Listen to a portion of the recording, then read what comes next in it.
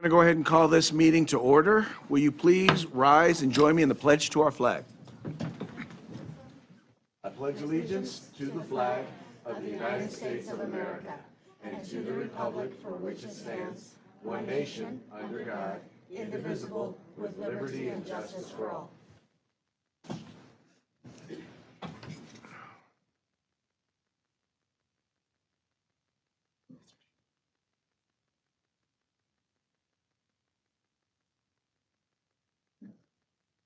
Okay, let the record show that Trustee Devine, Trustee Cardona, and Trustee Deleuze are present. There was no action taken in closed session. And at this moment, I will entertain a motion to adopt the agenda. So moved. Second. It's been moved and seconded. All those in favor, please say aye. Aye. Opposed? Abstentions? Motion carries unanimously. We will now move on to, we'll now move on to recognitions. We'll start with Asian American and Pacific Islander Heritage Month, resolution number 950. Whereas Asian American and Pacific Islander Heritage Month is celebrated in the United States during the month of May to honor the contribution, achievements, and cultural heritage of Asian Americans, Pacific Islanders in the United States. Whereas Asian Americans and Pacific Islanders have enriched our nation's history and have played a vital role in shaping our society through their contributions in various fields, including but not limited to science, arts, literature, technology, politics, and business. Whereas we acknowledge these Americans for their vast contribution to the growth in our district, our community, our state, and the nation in the areas of education, governance, agriculture, business, literature, science, the military, medicines, and the fine arts, and whereas Asian American and Pacific Islander communities represent diverse culture, languages, and traditions and have made significant contributions to the cultural tapestry of our nation. Whereas it's essential to recognize and celebrate the achievements and contributions of Asian Americans and Pacific Islanders and to promote understanding, appreciations, and respect for their heritage and culture. Now, therefore, be it resolved that the Robla School District encourages schools within the district to observe Asian American and Pacific Islander Heritage Month by organizing educational activities, events, and initiatives that promote awareness, appreciation, and understanding of Asian American and Pacific Islander heritage and culture. With that, I'll entertain a motion to approve. So moved. Second. Been moved and second. All those in favor, please say aye. Aye. Opposed? Abstentions? Motion carries unanimously. This is passed and adopted by the governing board of the Robla School District on the 14th day of May, 2026.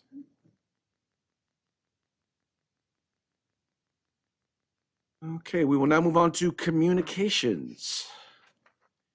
Members of the public may address the Board of Trustees regarding any special board meeting agenda item during board consideration of that item.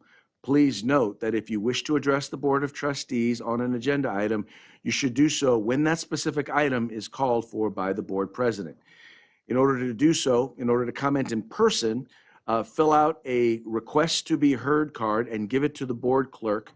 Your name will be called during public comment on that agenda item or during the public comment agenda item or during the specific agenda item. Comments are limited to 2 minutes. To submit a comment online via Assembly Gamut meetings, enter your name and email address, and the board assistant will provide your comment to the board. To submit a comment via YouTube, simply comment in the live chat, and the board assistant will share your comment with the board as appropriate. Now is the time for individuals to address the board on items that are not on the agenda. Please note that because it is not an agendized item, we cannot take action on that item, and we likely won't necessarily comment on that item. But note that we are listening, and at the appropriate time, we will do whatever we can and take whatever measures are necessary in order to address your concerns. I do see that we have a number of folks here who are interested in commenting, so we'll go ahead and go from the top. I will apologize in advance for any names that I may butcher. All right, first we have Kevin Hancock.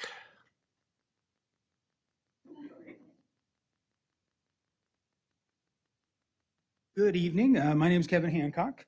I've got some notes here. Uh, Thank you for allowing me to speak this evening. And I just want to say, first and foremost, our family loves our school, Taylor Street. Love this district. It's been amazing. We have two daughters that go to the school, one in 5th grade and one in 3rd grade. Always have loved the teachers there. Everybody there does an amazing job. We couldn't be happier with this school. We've always felt safe at Taylor Street. We always feel safe that our daughter's there at school. And when my wife and I first moved our family up here back in 2017, we were tickled the fact that our school was literally kitty corner from the school. Didn't have to take a school bus, didn't have to drive forever to go to school. We could walk them to school, all that stuff, and it was great. We loved being that close. However, on May 24th of 2022, we all know what happened with the deadly school shooting at Robb Elementary in Uvalde, Texas. That was horrible. I remember I was going to pick up the girls that day and I heard it on the radio and it was just awful.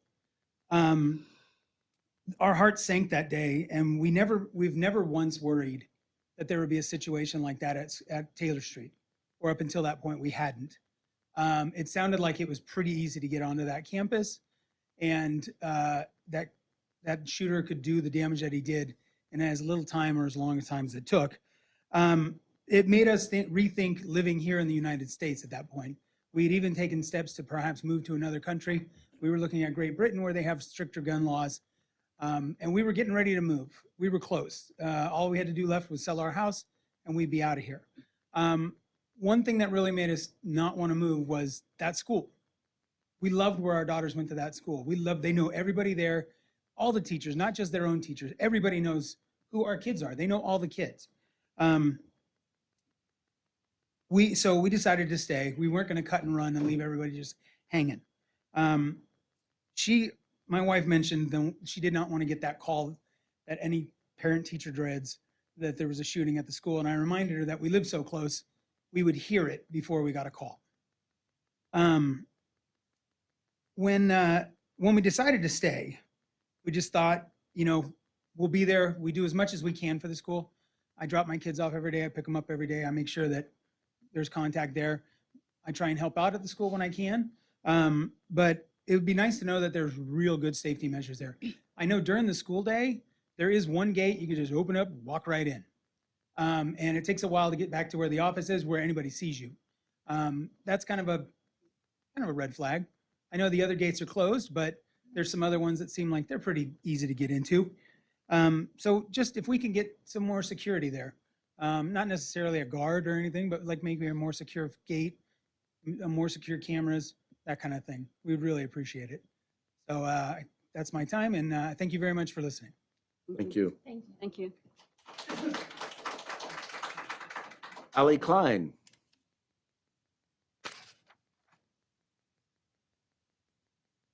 Good evening, President Deleuze, board members, and Superintendent Chen. We are the teachers and staff at Taylor Street Elementary School, and we are united here tonight as concerned members of the Robla community to speak about the urgent need for improved safety and security measures at Taylor Street Elementary School. We want to acknowledge that Taylor has a strong leadership team and dedicated staff who work incredibly hard every single day to keep students safe. They consistently do everything within their power to monitor campus, respond to incidents, and support families. The concerns being raised tonight are not a reflection of or lack of effort from site administration or staff. The reality is that because of the physical arrangement of the campus and the lack of proper infrastructure, it is simply impossible for them to fully secure the campus under the current conditions. Taylor has an exposed open campus, and this has created ongoing safety concerns for years. Unlike every other district site, including the district office, Taylor does not have a secured entry point that directs visitors to a staff member for check-in before entering campus. It is 202 feet from the side parking lot gate to the main office. It is 142 feet from the unlocked main gate to the front office door. Every other site has recognized the importance of controlled access and campus security. Our students and staff deserve the same level of protection. Unfortunately, the concerns being raised tonight are not hypothetical. These are real incidents that have happened on our campus.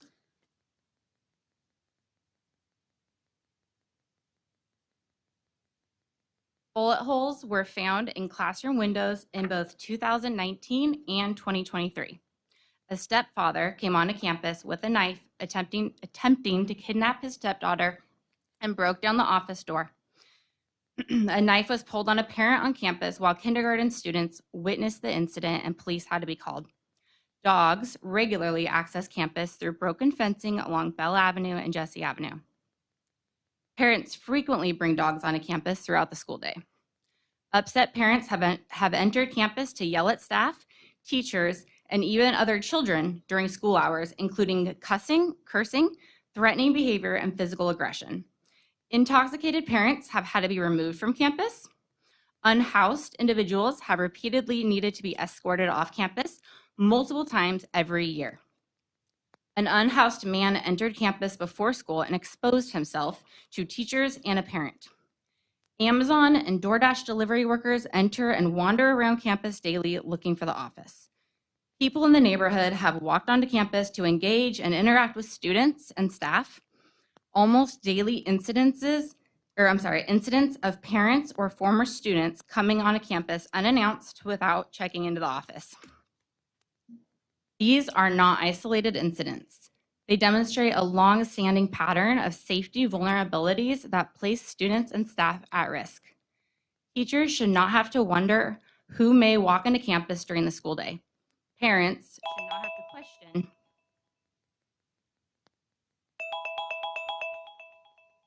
That was Bree. Stephanie? Parents should not have to question whether school grounds are secure. Most importantly, children should not have to witness violence, threats, or dangerous situations while at school. We are not here tonight to simply point out problems. We are here asking for action. As a short-term solution, we are asking the district to install a secure locked entry gate with a buzzer system that requires visitors to be physically buzzed onto campus by staff through a video and audio monitoring system. This is a basic safety measure already used successfully at the other schools in our district, including our district office. Long term, we believe Taylor needs a campus redesign that places the main office at the front of the school near the parking lot, making it the primary point of entry for all visitors. Whether through constructing a new office space or reconfiguring classrooms 11 and 12 into a secure front office with a locked entrance, the district must prioritize infrastructure that allows campus staff to efficiently monitor and control access to school grounds. In addition, we are asking the district to prioritize immediate repairs to broken perimeter fencing, expand camera coverage around vulnerable access points, and develop a clear timeline for implementing additional campus security improvements.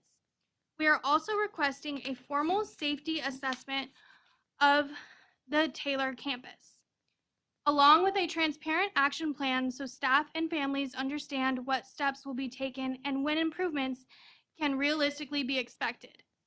Even temporary measures would help reduce many of the daily safety concerns currently faced by students and staff. We are also inviting each board member to come visit Taylor before the end of May, so you can see firsthand the immediate attention these safety concerns require. Laura? We believe it is important for district leadership to personally experience the campus layout and understand the daily challenges our students and staff face. This issue is about equity, dignity, and safety. Every child in Robla School District deserves a safe learning environment. We appreciate the conversations that have already begun, but our community needs to see meaningful follow-through and urgency moving forward. Thank you for your time, your attention, and your commitment to the students, staff, and families of Taylor Street Elementary School. So we have brought pictures just to share with you each of the schools in the district, including the district office. I'll just step over here. Here at Robla, here's the parking lot. You enter up before you can enter campus. There's a door where you come right into the office where there's 2 staff members sitting. You need to check in with them before you can enter a door to actually office. For Bell Avenue, the same setup. Here's the parking lot. The office is clearly labeled. At Main Avenue, their office is backset a little bit, but the office, the front-facing windows can clearly see who is entering this. This is the front of Glenwood Elementary. Again, here's the parking lot. You walk right up to the front door. The office doesn't have windows. They have a buzzer system. You go through this main door, turn to the left, and you're immediately in the office. Here is the front of the district office. Just like Bell Avenue and Robla, you enter through. There's somebody checking you in, and then there's a secondary locked door to have to enter and yeah.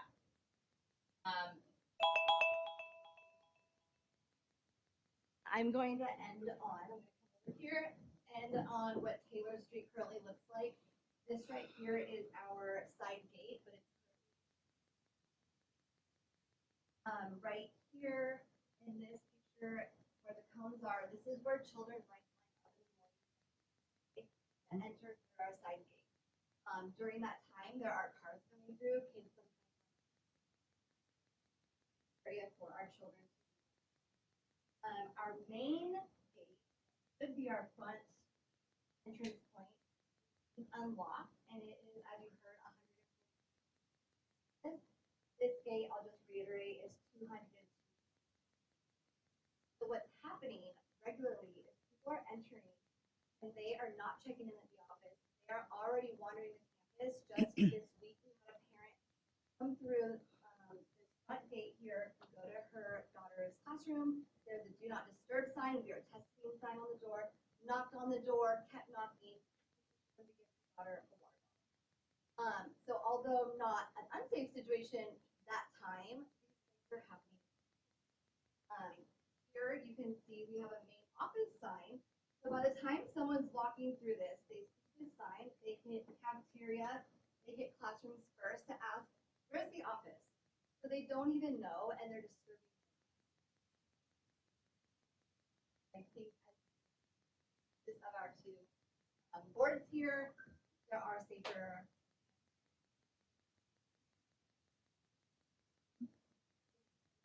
Thank you. Thank you. Thank you. Real quick, if I might ask, I know that you had, because there was a list of incidents that you had included. Is it possible, because I know you had you had the whole presentation written. Is it possible to get a copy of that? Excellent, thank you. Yeah. I would like to commend all of you for working together. I have never seen a closed session come together like that, or not closed session, Public comment. coming together like that, and it was wonderfully done. Thank you for sharing everything. That's great. Yes. I think I'm on there, Alora. Yes, I yes, just, you were yeah, there. I just actually wanted to end. I just wanted to thank you guys for hearing us out and listening to our statement. I did bring copies of all the statements and then Perfect. for everybody, and then I have photos as well. And just to reiterate, this reflects the experience of all the staff, all the educators who really value the safe and supportive learning environment at Taylor. I will just I want to make sure to note, we do have an upcoming facilities master plan workshop, and we hope that you will attend, because this is the sort of information that we need as we work on that master plan update. Ramon, can you confirm the date for that? All right, it's going to be Tuesday the 26th at 5:30. Everyone's welcome. Right. Once again, thank you so much. Thank you. And I do want to recognize, I know that is your open house, and your open house is 4:30 to 6, but the workshop is 5:30 to 7:30. So come on afterwards. Do we have any comments online? We do. Okay, so let's start off with YouTube. So Taylor Street needs a new parking lot, as well as, teachers need a new parking lot, as well as these teachers deserve better. Continues, however, how every other school gets upgraded and Taylor gets a little soccer field. I stand with Taylor Street time for an upgrade. The community needs it. Glenwood has upgraded and Bell Avenue. Why not Taylor Street? They said the other school went over budget and what that had to do with Taylor Street. Another comment says, this is, and I apologize if I mess this up, Kawanaville. Thank you, teachers, for advocating for a safer campus. The students, it's terrible trying to pick up children in the evening. Great job, Miss S. And that is the end of comment online. Thank you so much. Once again, thank you so much for coming and sharing your, like I said, I know that it's an action, it's not an act, because it's not an action item, we can't do anything about it this evening, but do know that you were heard. Okay, we're going to move on now to reports. I'm going to start with the Robla Education Foundation.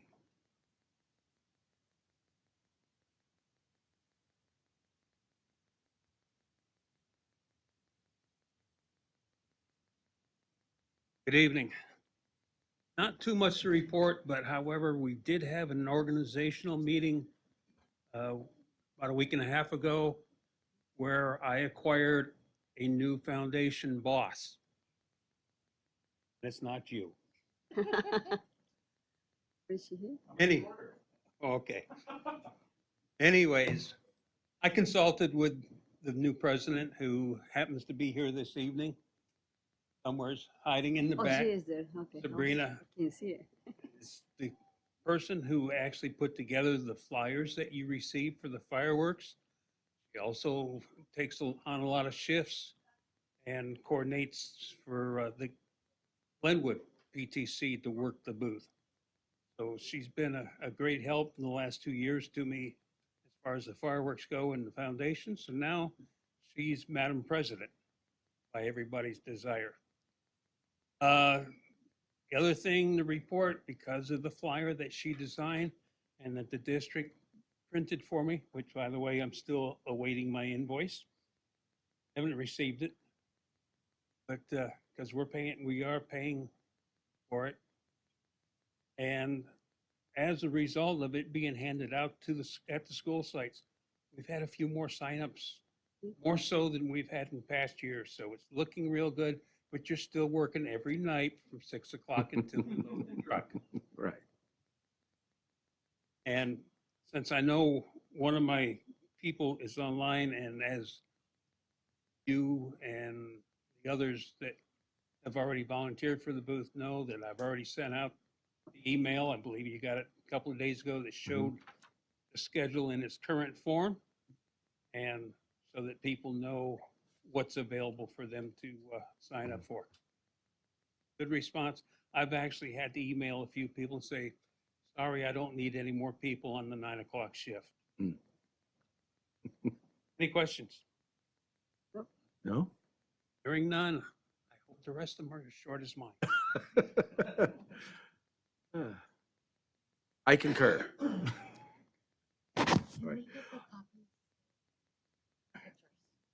Okay, now we're going to move on to the Robla Teachers Association. Good evening. That's not us? No, not yet. No, not yet. We got RTA. About Classified School Employees Association, CSCA. Superintendent's report. Good evening. I'm going to take a little bit more time than Mr. Raven. Sorry. We won't hold it against you. So I do want to acknowledge all the great events that have happened at the school sites and in the district within the last couple weeks. So Maine had flapjacks with families, and that was a really good, event for the first time on a Saturday that was colder than expected, right? So, but great, I think, first event for the families to do that. Bell in pre-K had a very huge successful tree planting, so I'm excited to see what that is going to look like. And then I also popped over to Bell's paint night, and I popped in at the end, and I was told, I looked at all the pictures, that was packed. And I think they probably had more signups, but I was heard they were happy. A few did not show up because the cafeteria was packed, but all the examples that I saw, they were gorgeous, and it looked like the parents really had a good time. Glenwood's Multicultural Assembly was also another well-attended event. And I do want to give a shout out to our social workers, our community site liaisons, our custodial staff, Ramon and Denise, and Robla staff, right? We had a district health resource fair last Thursday, and it was a great event. I want to thank all our community partners who supported that event. We gave so much, right? And this is in partnership with SCOE, our SCOE Mental Health Commission. So I want to thank everyone. We gave out cinch bags of stuff, and then every school we raffled a bike. And I will say it got pretty spicy at the end because the parents were like, hey, if they're not here, they need to pick another child that was here. And we're like, no, we have their name. We're going to tell the family. So that was a really good event. Thank you. Terrific 10, we had Trustee Devine as our guest. And then soccer, I have to congratulate Glenwood. I know Dr. Dre is going to mention this in our SPSA presentation, but I want her to know that I know that they are 4-time champions, and that they actually are our attendance challenge winner, beating Taylor by a little bit.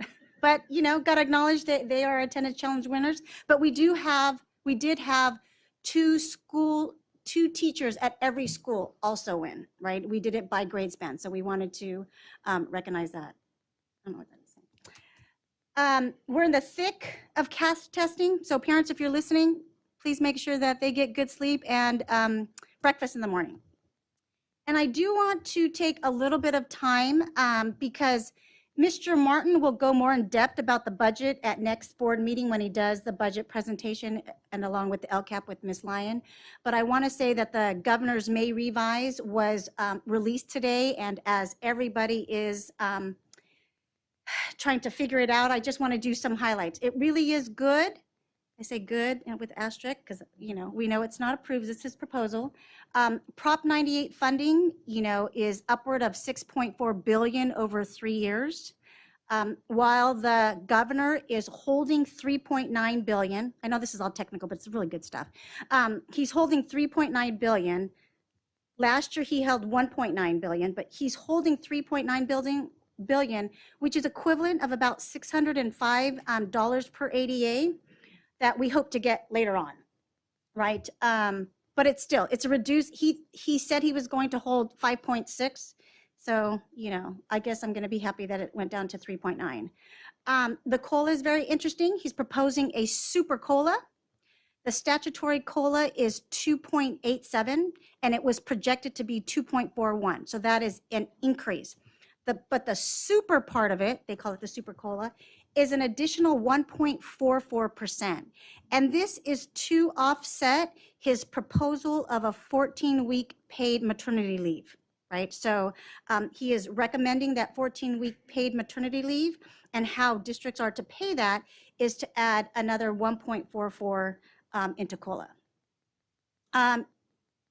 Special ed funding base is increased. He added another $2.4 billion, which is exciting.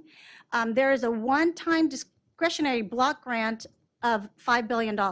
So this year, when I said he held 1.9 million and we get it later on, so we are getting that back. The only challenge is it's one time and it has restrictions. We don't know what the restrictions are.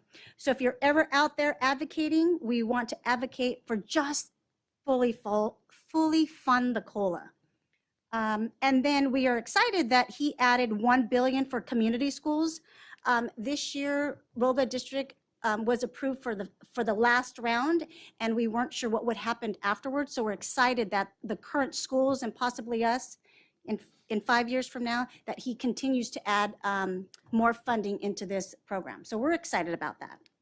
So what is next in the next couple weeks? Intense negotiations between the governor and the legislator to see what will be the final step. So I'm so excited, right? I'm excited. Hey, any more money is exciting for our families and our students. And then, go ahead. I was just gonna say, it's interesting though that he's deferring money that will need to be paid out when he's no longer governor. Okay, so parent empowerment dinner. is next Thursday, May 21st. And then as President DeLu says, our facilities master plan workshop will be Tuesday, May 26th at 5:30. That's the end of my report. Okay, thank you. All right, now we'll move on to board member reports. Trustee Cardona? I was kind of physical, wasn't here physical, but I was online. I had some family issues that I had to take care, but I'm here. Mr. Ravens, I gotta check the open schedule, see what's available. Sorry. And that's it. Thank you. Trustee Devine? As Ms. Chen had, or Superintendent Chen had mentioned, I had the opportunity to go to Terrific 10 a couple weeks ago. It was absolutely amazing. The kids were so sweet. We watched the Disney video about table manners. I've seen it a few times. It's just so funny. You should definitely find it and watch it. And the kids were all so well behaved and they all tried new food. We had great discussions and it was a privilege to be able to have lunch with your children. And I had a chance to attend the mental health fair here at Robla. It was phenomenal how many families showed up. It was really, really good turnout. Really, once again, want to thank the staff and the counselors, everybody who was a part of organizing it. It was a phenomenal event and the community really seemed to enjoy it. And that will be the end of our reports. We will now move on to a public hearing where we will the sunshine proposal from the Robla Teachers Association to the Robla School District 2026-27 collective bargaining, Article 34, early learning programs. That hearing is now open.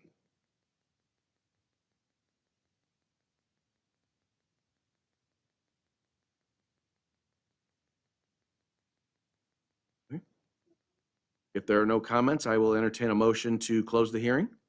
Move. Second? It's been moved and seconded. All those in favor, please say aye. Aye. Opposed? Abstentions? Motion carries unanimously. Now we'll move on to presentations and information. We'll start off with item A, the 26-27 School Plan for Student Achievement, or SIPSA update. You're back. Hello, everybody. Good evening.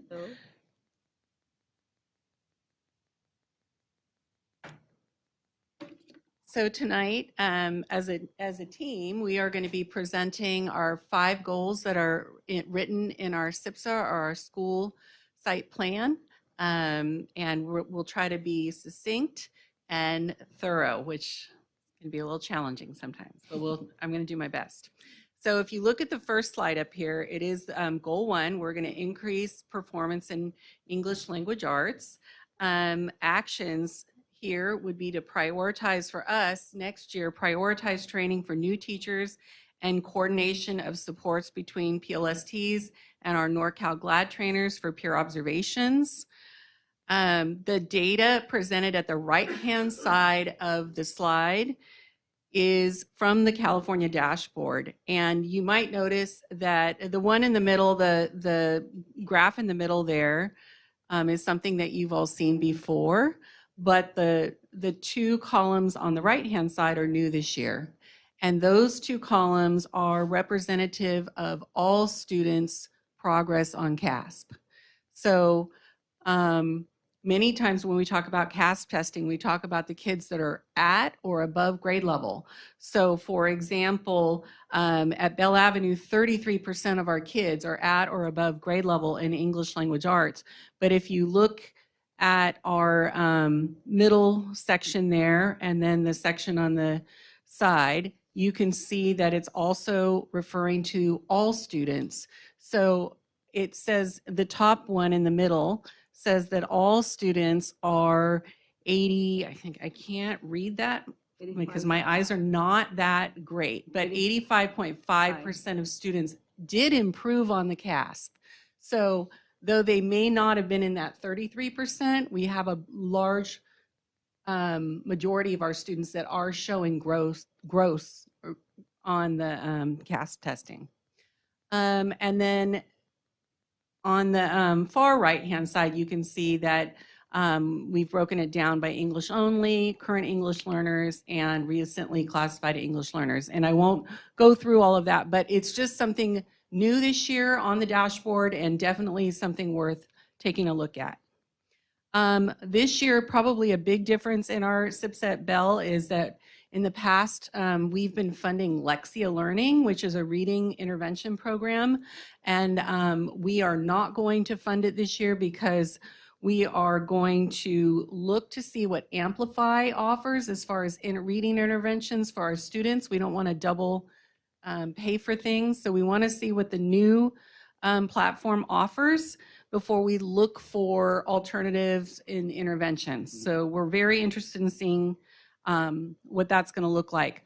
One thing that we kind of have consideration for is with Star Reading and Renaissance kind of going away, all of our library is organized by, it's like the accelerated reader levels, and our kids at Bell are very actively participating in accelerated readers. So that's going to kind of go away next year. So we have to figure out how we're going to keep that going because that's something that's been really effective at our school.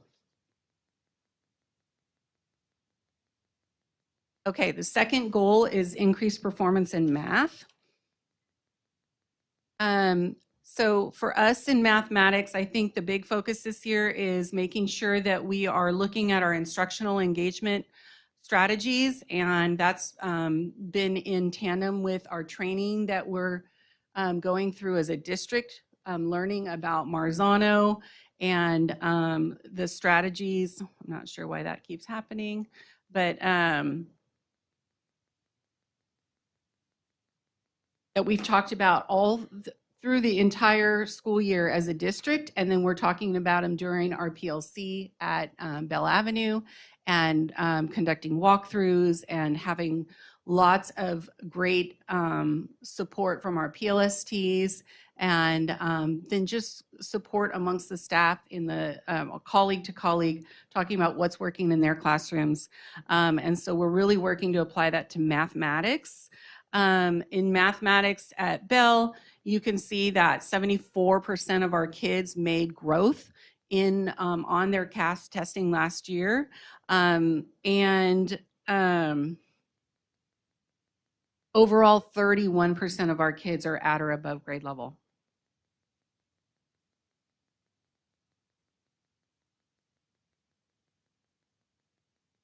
Okay, for English language learners, we are focusing heavily focused on writing for our English language learners this year because that is the area in the LPAC that our kids were struggling the most with. So all of our designated EL classes at Bell this year, especially third grade, but all of them were highly focused on writing. That's probably the biggest change for us this year. Okay, next, parent involvement. One of the biggest, probably the thing that we're most proud of in parent involvement is that our parents are using Parent Square. And I think currently I have two families not connected to Parent Square. The next step is training the parents to use the app because currently what they're doing is they're using Parent Square through their email, which is fairly efficient, but it's not as efficient as if they were using it through the app. So we're working on that, trying to figure out how to get people to be more willing to use the app because then they get updates a lot faster. But currently, Parent Square has been very, very successful at Bell Avenue School.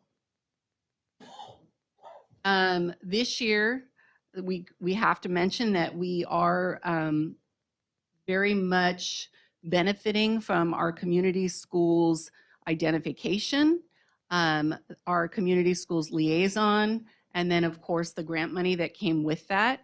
We've had quite a few family events this year. We actually were able to host the Elica Van. I know that's been on the other campuses, but this year Bell Avenue was able to host Elica. Food literacy. Our garden is finally up and running again because the construction is finally done between Bell and preschool. We've had some big events hosted by our Bell Community Club this year. So we have a lot going on, and in the bottom kind of middle picture, you'll see that's a picture of a family planting a tree between Bell and preschool on Saturday, or last Saturday, May 2nd. We planted, I think it was 30 trees. Was it 30 trees? It was a huge undertaking, but it went really, really well, and it was a lot of fun. Lastly, school climate and pupil engagement. I did not put a dashboard slide up there for attendance because last year our attendance was not accurate on the dashboard. So I didn't want to post that. But Bell Avenue's at about 93% attendance rate, but we also have a rate of 23% chronically absent. And so that's something that we've been really aware of and working really hard on. Yesterday, we had 97% attendance at Bell. We were pretty excited about that. So some of the things we're doing to help kids feel connected to our school site and want to be there every day is making sure that they're seen at school. Our staff are visible, they're personable, they are greeting kids. When kids are absent, the kids know that we've noticed that they were absent. We have a therapy dog on campus once a week. Our after-school programs are up and running and very successful. Lots and lots of field trips this year. All of the things that are offered at the other school sites too, the art and PE enrichment, are very important as far as kids feeling connected and engaged in what's happening at school. We have a pretty strong tutoring program going on in grades 4 through 6. Pro Youth is on campus, lots of assemblies, our community garden, PBIS. So we've got a lot going on at Bell.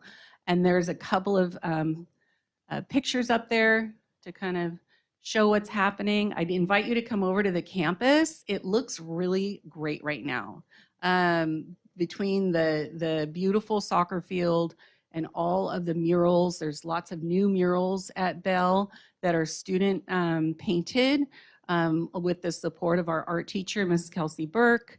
So we have a lot going on there. So I'd invite you to come over and take a look. Really quick, were all the murals painted by the same person or multiple? Well, the murals are being painted by the students, but the art teacher is kind of directing the traffic, if so to speak. The way you said it, I thought it was one student. No, Okay. The art teacher, Ms. Kelsey Burke, is kind of spearheading our key points. We're focusing on GLAD training, as always. I did budget for 3 teachers to be GLAD trained next year. I don't know who. I have 3 openings at my site. I don't know who's coming, but if they're coming, they're gonna get GLAD trained.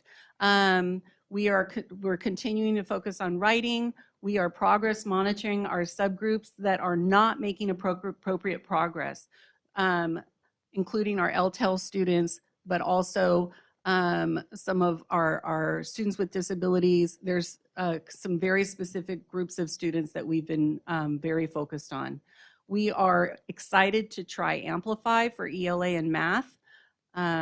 We are very excited to continue to work on engaging students academically and with enrichment activities, and looking to see what types of new activities we can bring to campus to help meet everybody's interests and needs.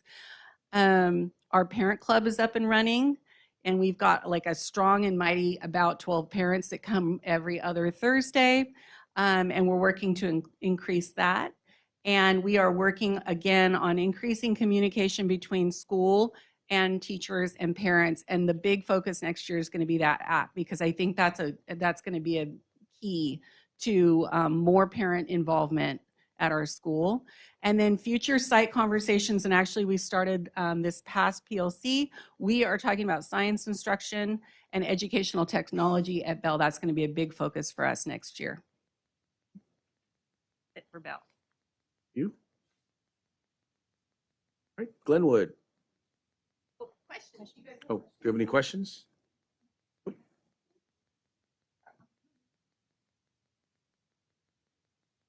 Hi, everyone. Good evening. Okay, so for Glenwood Elementary, we are looking at goal one to increasing our ELA. We're going to continue our work with AVID, and AVID again encompasses your instructional and your engagement strategies as well as your school culture. So a strong emphasis on career and college. So we're aligning that across the board, and we've allocated funding to get additional teachers trained, and they do the Summer Institute every June.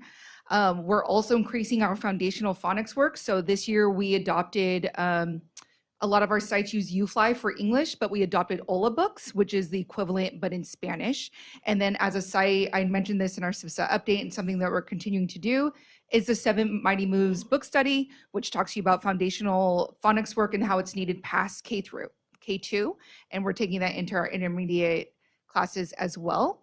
And then our school librarian is doing a wonderful job in bringing in supplemental literacy material in multiple languages beyond Spanish as well. So just increasing that for our newcomers and our diverse population on our campus. And with that, we're also funding our Scholastic subscriptions, which are in multiple languages and also available to students online. We're also going to continue the implementation of Amplify, where students are doing 40 minutes a week at minimum, which is also increasing their reading levels. So the images you can see here are our hallway displays of AVID. Our AVID team is leading different displays showing different strategies that kids are utilizing on a day-to-day basis, a weekly basis, and they do it by grade level. And we're also noticing kids using this independently, especially during CAS testing. So we're really excited to see how that's going to trickle down into their independent work. Below is Ola Books. Over on the right side is our usage and the growth for students from the beginning of the year to mid-year through Amplify. And then we saw that what Lisa had pointed out, my favorite new component of the dashboard is talking about the overall growth as a site. So we saw about an 80% increase of all of our students from the previous year, which we're really, really excited about. For goal 2, our performance in math, we're most excited about this. We brought on Dibbles through Amplify, which is an intervention component. We're familiar with Amplify, but with an intervention component for ELA. And now we're introducing it as math. Our students have already started spearheading this.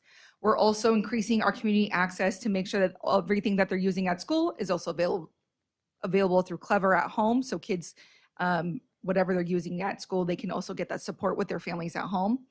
And then we're adopting and implementing, we've allocated funding for the California Math Festival for 2 times a year. It's something that I went to part of the Math Coalition through SCOE. And so I attended a conference and found this resource that provides PD to students, staff, and parents. And they bring a festival that the whole community can be a part of. They do 12 different stations that families can interact with. They take home kits, and it's available in both languages. So we'll be adopting that. And then we're also looking to collaborate with Silicon Valley Math Initiative. It's a math PD focus that also focuses with training your staff and then doing small group instruction by going to classrooms, breaking down your Common Core seat standards with math, and making sure that we are backwards mapping to meet grade level goals. So just a stronger emphasis in math overall, because although we're performing on average, as you can see here, with some kids improving, we really want our dashboard to move out of orange because it's maintained there for the last 2 years. So we're trying to get out of the orange area. We've increased our backwards mapping for math with end of year goals, maintaining a focus on reading comprehension because we know it's also affecting our math scores. And then we've also been able to increase the DLI piloting teachers for the upcoming math adoption and implementing morning math questions that's going with our daily routines. So that's a new initiative that we're going to do campus-wide, where the do now as they come in are just having morning math questions. And then down at the bottom on the right-hand side is one of the math evenings we had this year, where we partnered with SCOE to come do 9 interactive sessions with our families. And we saw a big increase with parent participation. So the increase for performance with our English learners, we actually saw a dip the year before. And then with this year's dashboard, we shot right back up. And that's a big thank you to our ELST, Ms. Sue Karma, who did a lot of work and offered PD. So since we saw that that worked, we want to continue that. We offer PD sessions once a semester, and then staff can come if they like. That's something that we allocated funding for.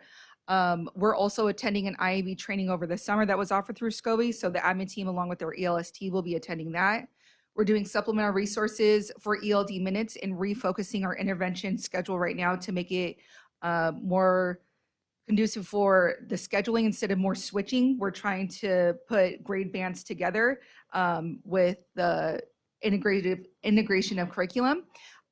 We're setting goals with our LPAC kiddos. So we met individually with every kid that was on the cusp in the LPAC score. We helped them set goals. They set those goals home. We did test taking strategies, and then we're looking to see what that did for their overall LPAC scores that we'll get by the end of May. For our LTEL focus group, that's actually being spearheaded along with Ms. Lyon, and we've learned a lot through that.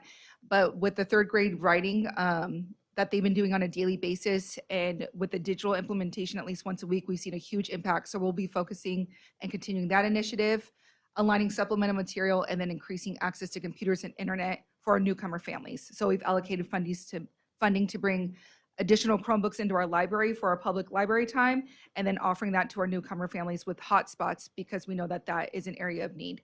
That we'll be working with our community liaison. And then for our English learners, our current English learners saw an increase of 72%. Our English only kiddos saw close to 80%. And then our recently reclassified were the highest improvement at 82%. So we're heading in the right direction. For our increase in performance and parent involvement, we've been really leaning hard on our community liaison. Although we did see a shift and we had a couple months without a community liaison, that gap wasn't too hard of a hit because she had done a lot of great work. And then our new community liaison hit the ground running, and she's doing a lot of community work in regards to finding resources and making those connections with our families. So since we're seeing an increase in parent involvement in the interactive evenings, we're changing that approach. Instead of informational, it's more of coming, interacting with the parents, giving them workshops, feeding them, providing childcare, and then sending them home with something that they can utilize later. Instead of coffee in the morning with principals, we're doing math in the mornings. So myself and the community liaison will have math questions of the day, and it would show based on their grade level with their kiddo, and talk to them about how to do that to make it more interactive and something they can talk about with their student when they get home. We're doing in-person parent surveys and sending home paper. Like Lisa was talking about, we have a large percentage on Parent Square, 99%. I love her idea of diving deeper of how they're interacting, because we know a lot of people are signed up, but we are not getting the responses that we're looking for. So how do we get them to read it? And so the parent survey on paper is how we're trying to reach that need and find a better way to communicate home with them. And then we're devising a new incentive for our families by opening the first parent PBIS store. Where parents, if they show up to these events, they interact, they respond to surveys, they respond to forums online, then they can allocate their points in the PBIS store that might get them a VIP section for the winter performance, or additional tickets for the 6th grade promotion, or Glenwood swag. So things that just keep them more involved, or maybe a free ticket for a food truck at Multicultural Night. So just incentivize them and thank them for being part of our community, and maybe a little boost for that interaction. We're also focusing on actionable steps to implement at home. So reports that go home, they're called Home Connect. It's available through Amplify, that just talk about individually what your student can do based on their areas of need in academics. And then support for students and families to learn together. So those workshops, the literacy night over on the left, that was actually put on by community school liaisons we just hosted. So they put everything. It was actually a lot of staff from Taylor Street came over and manned the booths, and we got a lot of great resources for free books home for families. That was our tree planting event that happened earlier in the fall. Up top in the middle is our current multicultural night that just happened last month. Down below is a screenshot of the upcoming math festival that we're looking to implement. And then over on the right side were the custom Loteria cards that we had for Loteria night with families. And then we'll be having a paint night that's coming up the end of this month, which we have to rebook because the facilities meeting is on the same night. So, but it's another way to interact with families and get them to learn along their child. And for Gold 5, I know that we talked about some of the great wins that we had this year, but what we want to do is increase clubs on campus. This year, we started a video club with Maestro Ramos. It's doing great. He actually made the Cast Ready logo and talked about test taking strategies, getting kids really excited, and he does announcements that way. Like Ms. Chen had announced, we are the Quad Squad, so we are 4-time soccer district champions, and we're really excited of it. We got a very humble trophy for the front of our school if you want to come check that out. And then we get to take our whole school photo tomorrow for winning the best attendance challenge.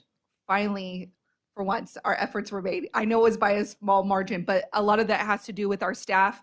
Our PBIS team and Ms. Tran, they got really, really inventive with getting kids to school and strategizing spirit days and incentivizing kids to just be present. I also want to shout out our teacher of the year. Our site teacher of the year is now also our Robla teacher of the year. So Ms. Giselle, our TK teacher, was another great point to celebrate. And we're really, really excited for her. I'm very proud of her. For campus clubs, we also have hand sewing club. That was this year, writing club, homework club, but we want to bring in English and Spanish clubs. So for kids who aren't in the DLI program or in the DLI program, they need more help. A restorative justice club, a gardening club, and culturally focused clubs, so that when we have our multicultural night, it's our students performing and showcasing the pride in their home culture. And then we want to provide more sport options, and the top ones that were asked for were basketball, track and field because of our new field, and surprisingly ping pong. So we're looking to bring those different options, which will be staff-led, onto our campus next year. So in summary, we are at the end of, as of May 22nd, we will officially become an AVID certified school, which is really exciting. We'll be one of the very few bilingual schools in the state to be an AVID certified school. And then we're hoping within the next 2 years, we be a showcase school where other schools in the Sacramento area, Yuba City, Elk Grove, can come visit our site and see how we're implementing AVID strategies. We've also become PBIS certified. We've increased parent involvement through different workshops. And then we are doing creative approaches in math and ELA through festivals and community involvement, supplemental programs to help with math and phonics, parent educational opportunities. We actually just had a meeting with Casa de Español, which is a program in Midtown, to bring parent educational nights and workshops and courses to them on our site to help parents learn Spanish and also English, which has been a big ask of the Glenwood community for multiple years. And then through it all, we are very community school focused, and we're very excited for what that's going to do for our site. Any questions? Thank you. On to Maine. Good evening. So for ELA, for our first goal, the biggest shift that we're making here is that we're going to move into GLAD professional development. This is something that we've discussed as a staff, and we've made the determination that as a whole team, we're moving forward with this. It is a multi-year endeavor because it is an expensive one. So a good chunk of our Title I dollars will be going towards this. So for next year, our kinder and first grade teachers, as well as our academic intervention specialists, will be attending the training. And then the following year, we'll move into second, third grade, another specialist. And then the third year, fourth, fifth, and sixth grade, and then any remaining specialists. So that's just a big piece that we feel that will help kind of move forward with some, just kind of really give a boost into our instructional strategies, and also support our work in science, because it envelops science so much, and sometimes that's a hard subject to delve into deeply. And so we feel that this is another way to address multiple areas of need. That means we're going to have fewer purchases in Scholastic News, and we won't have our MOU with SCOE, but the work that we've been doing with them in Tier 1 instruction for phonics and phonemic awareness and vocab, we feel like we are building enough capacity at the site that we can continue that work ourselves and grow with that.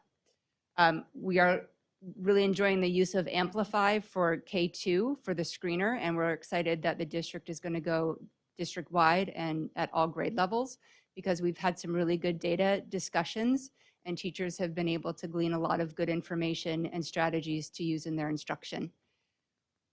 We continue our Marzano work, and we have liked the peer observations that the PLSTs have done with every site, but we as a site want to delve into that more, and not just going and observing your grade level partner, but also observing the grade level below you and the grade level above you, so that you as a teacher can get an understanding of where the students are coming from and then what they need for where you will be sending them to the next year.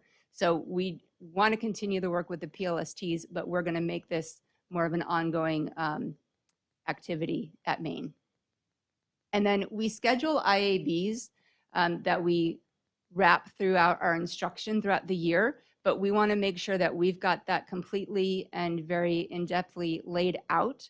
So that way, from the get-go, we can make sure that we've got a good plan in place and that we're revisiting it throughout the year and how students are progressing on that, because they can really dig into those performance tasks and use it for instructional purposes as well. And then Battle of the Books, we've started this year. We're in full battle mode right now with our grades 3 through 6, and they're reading all of their books. And we spent a good chunk of money on that as well to get that going again after so many years being dormant. But we want to continue to add more titles to it. So we've got a chunk of money set aside to continue to build that library. For math, we've sent a group of teachers to Building Thinking Classrooms training, and they've been implementing that throughout this year. They had training last year, and then they've been implementing it this year.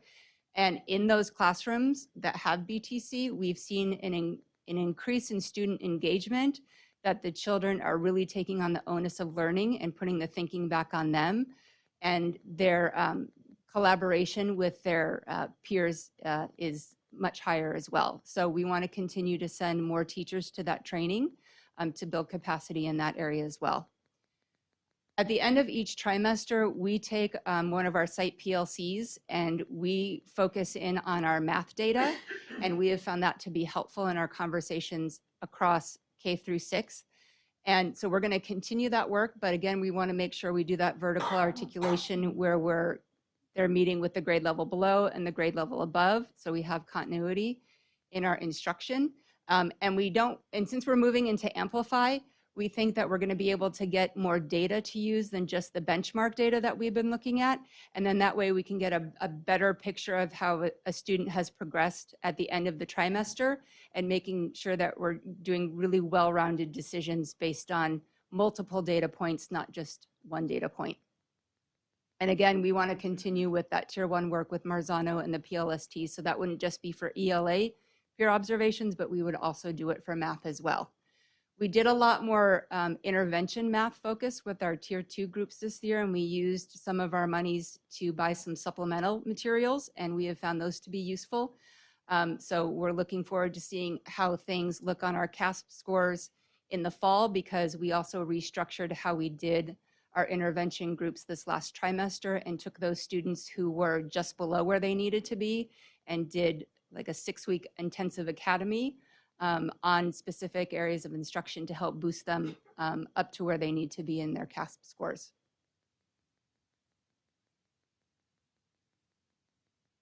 For our English learners, you can see with that graph there that we've made some really nice progress over the years. We increased 8.6% with a total of 58.6% of our EL students making progress. And we have a really strong win time at Main Avenue and have had for many years. And that's addressing that designated instruction, but we're having more conversations about the integrated piece. So that's what's happening throughout the entire day, and how are we addressing our EL students throughout the entire day, making sure that we're using a lot of visuals, kinesthetics. How are we making sure that they're engaged all the time, not just during that designated time? And we also think that that GLAD training that we'll have, that will help as well with our EL students. Something new is we're going to have our English learner teacher. She's going to meet with every EL student in the fall to discuss their summative LPAC score and set goals with them, and then circle back throughout the year to see how they're progressing. This way, the students have buy-in to creating their own goal and not just being told you need to improve in writing, but let's talk about why you need to improve in writing and what can you do to make that growth. And you've heard my other colleagues talk about the LTEL work for long-term English learners for 3rd grade. And we as a site think that's great, but we want to do it K6 because we want to have continuity, again, across all the grade levels. And I gave an example of what's happening in 3rd grade, because that's where the area of focus has been, and they've been working on animal reports this year. And so I have the actual piece if you want to take a look at it, because it can give you a sense of what students have been working on with their writing. And this is an informational report. And it's very GLAD-esque because it involves science and writing and reading, and the level of engagement that has increased, and they're so excited to do these reports. The teacher only created the template and they've been doing all the work, putting in all the graphics, typing in all the information. So it's also touching upon technology as well for them. So that's something that we want to bring the intensity to all of our grade levels. For parent involvement, we're going to have our third year in a row in the fall of having back to school night before the school year starts. We feel like this is a great way to ensure that our students and our parents and our staff are very comfortable and ready for the first day of school. First year of community schools has been great. Our liaison, Monique Benjamin, has been fantastic, and she's helped bring a lot of things to the school site. So when you're over at Maine in a couple weeks for the board dinner, you're going to see our school garden flower beds. They should be fully put together by that time, and they're right at the front of the school. She's been working with a lot of our parents and just community groups like Home Depot and Three Sisters to get this going. We have some parents who have come on campus. You can see the picture there. They did all the staining of the wood, putting together the flower beds. I have another parent who's connecting us with UC Davis and their garden program. So we're ready to get some dirt in those things in the fall and have our kiddos start planting. And then again, that can add to that science growth. We connected with the River Cats for attendance assemblies. We did send 4 classes to a game this year. Unfortunately, they got rained out, but they gave us a lot of extra tickets for future games. And then because our library was closed this year due to construction, even though Miss Mashburn, she pushed that cart of books around campus, come rain or shine, all year. We wanted to make sure we connected students with the public library to ensure that they had more books in hand. We've also connected with several local and state leaders, and they donated 3 buddy benches. You can see a picture of it there, and then the unveiling that we had, because all of our bunny benches were just worn out. So we have 3 now on campus that are new and looking to add some more. And then we did have our tree planting. Thank you, Trustee Cardona, for coming and getting your hands dirty. When we had ours, we planted 17 trees with the SAC tree organization. But we're looking to try to have some more events before the school day for families, like coming in for breakfast or coffee or different events also during the school day, because a lot of our activities happen after the school day, and that might not work for some parents. And so some parents, it might be better for them to just stop in for 20 minutes and have coffee and have a meet and greet. Or maybe there's something during the school day coming in for the garden and working with a class. So we're trying to increase that as well. And then our PTC is up and running. They've had a couple of really great events, and that's the Glow Dance right there. And then for goal 5 for engagement, we are finishing up our first year of work with Sam Drazen and inclusive practices. We as a staff decided to focus on calming corners. You can see a picture of one there. This is where a student might go to help regulate themselves and use some of their SEL strategies they've been taught. We're building a digital resource library. And we've been a zones of regulation school since about 2021, but we really needed to update the curriculum. So we spent some money this year and have set aside money for next year, because now it's a digital curriculum and we have to make sure we have funds for the licensing agreement every year. But we just did a gallery walk of it at a staff meeting and feel like there's a lot of great updates and resources to this. But we're also wanting to make sure that not only do we continue the South CL support for our kids, but that we're setting aside time and money to train our teachers in a new curriculum, because we don't want to hand it to them and say, go. We want to make sure that they feel good delivering it to our students. We are a Platinum PBIS school. We just completed our paperwork for this next year. Thank you, Ms. Janowitz, for doing that. We are probably going to be a platinum again this year, and we got a banner for it next year, or for, no, not next year. We got it for this past year. We didn't hedge our bets to get one for this year, but it's looking pretty good. We're going to look like the Lakers. We're going to hang them out in the cafeteria. So we're just really proud of that status. But we still have to revitalize some things with PBIS. So we're looking towards maybe digitizing, maybe piloting, digitizing our Panther Paws that they earn, and making it a digital system to earn their points, and then having that connect to a student store. So we're starting discussions about that as a staff. And then also digitizing our behavior referrals so that we're just streamlining that process. And you can see right there, that's our TFI, our tiered fidelity inventory, and you can see that over a couple of years and just how we've progressed in all three of those areas.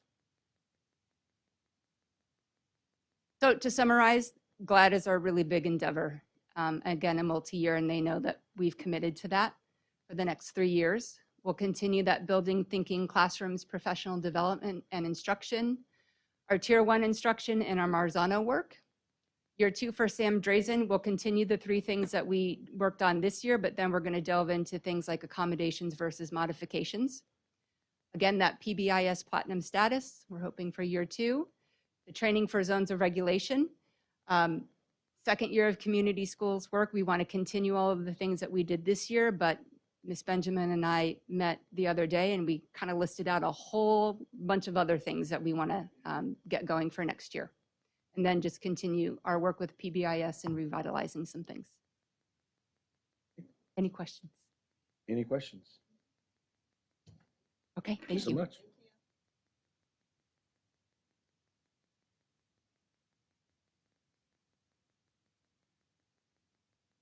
Hey, good evening, Robla School Board and Superintendent Chen. Thank you for this opportunity to update you on what's happening at Robla. This presentation is called Mustangs on the Move. Okay, so as I go through my slides, I hope you see commitment from our staff for the well-being and improvement of what's happening at Robla. I hope you see collaboration with other schools, and I hope you see celebration of like great things happening.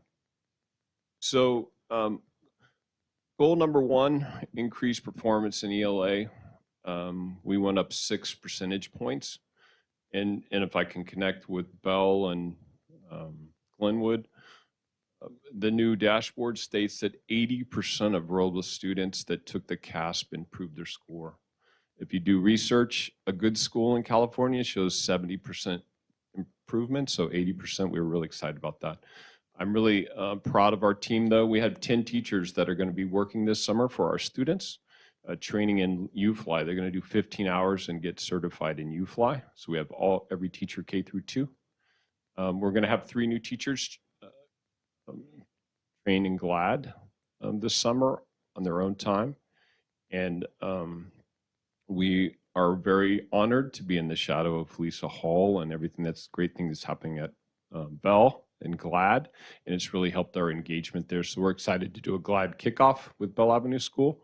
We've done it before, and it just really gets the teachers very excited, and that energy goes into the classroom. I will tell you, this year our big initiative was Step Up to Writing. And like another principal mentioned here, we have proof from 3rd grade students that have written every day. And if you were with me proctoring and seeing 3rd grade CASP, you had students that had never done a paragraph before writing multiple paragraphs. So we're really excited to see what happens with that. So we're going to continue. The one thing I will say about that, if you can imagine all of us in this classroom teaching Step Up to Writing, and it kind of overlaps. And so we're really excited to kind of articulate and see where we're overlapping and kind of clarify what each teacher's responsibility is.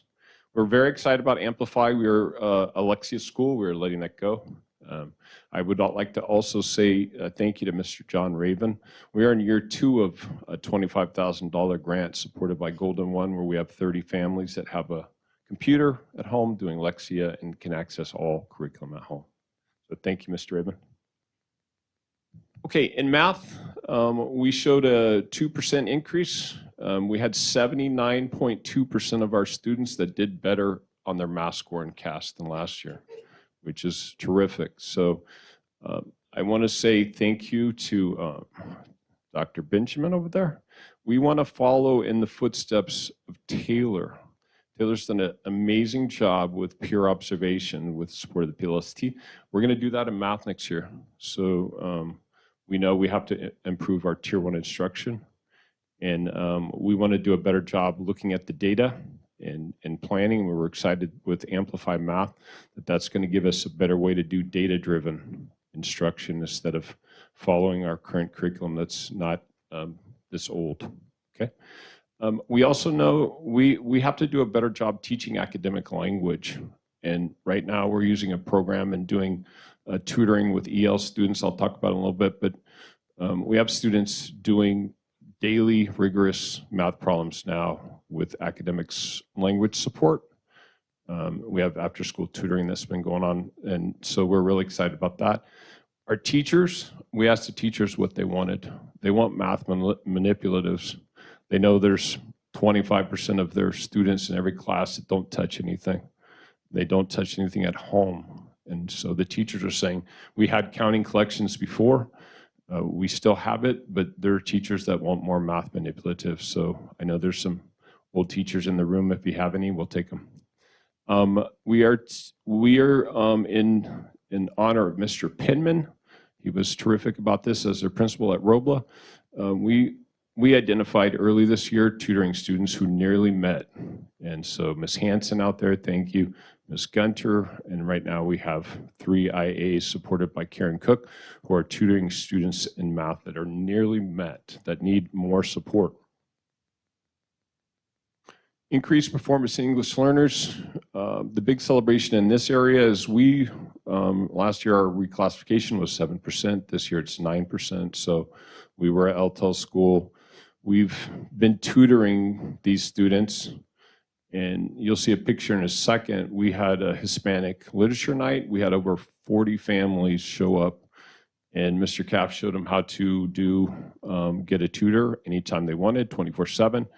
And they said, no, thank you. They wanted in-person tutoring, so we've been providing that for them. I'm going to show you a slide here about parent communication that talks about Parent Square, but we know we have to do a better job improving our communication. Next year, we want to have specific nights for EL literacy and mathematics. We're hearing about a lot of crazy things happening at Glenwood at night, fun events. And we want to learn from Glenwood. So we know we can do a better job with some of our evening events. And we want to know about the food trucks. So collaboration with SCOE. We're having a regional meeting. We're doing a really good job collaborating with SCOE and community schools. So we have a regional meeting coming up with SCOE. And we really appreciate their support. And then our win time. We had a meeting recently, and we looked at all the data, and we were surprised when the teachers, we were talking about maybe possibly changing the time, because at Robla, when happens first thing in the morning, it is the #1 priority that every student gets what they need. And so the teachers, we had this big discussion, we're committed to writing. So every student, if you come next year to our school from 9:10 to 9:40, we will be full writing, explaining their thinking, working on writing. This is a picture from our Hispanic Heritage Night. That is our largest ethnicity at our school site.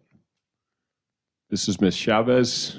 I'll talk about her in a second, but she was really helping us with students that are very social and having them enjoy more academics.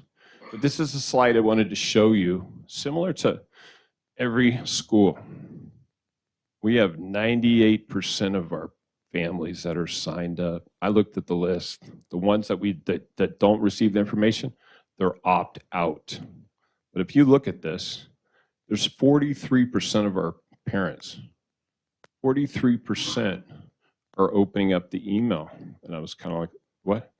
43%. Well, that night that Mrs. Chen was there, and at the night,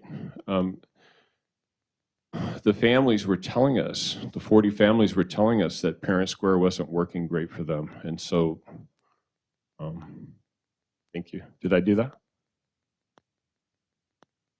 So anyway, we just have a place for improvement, a place for growth.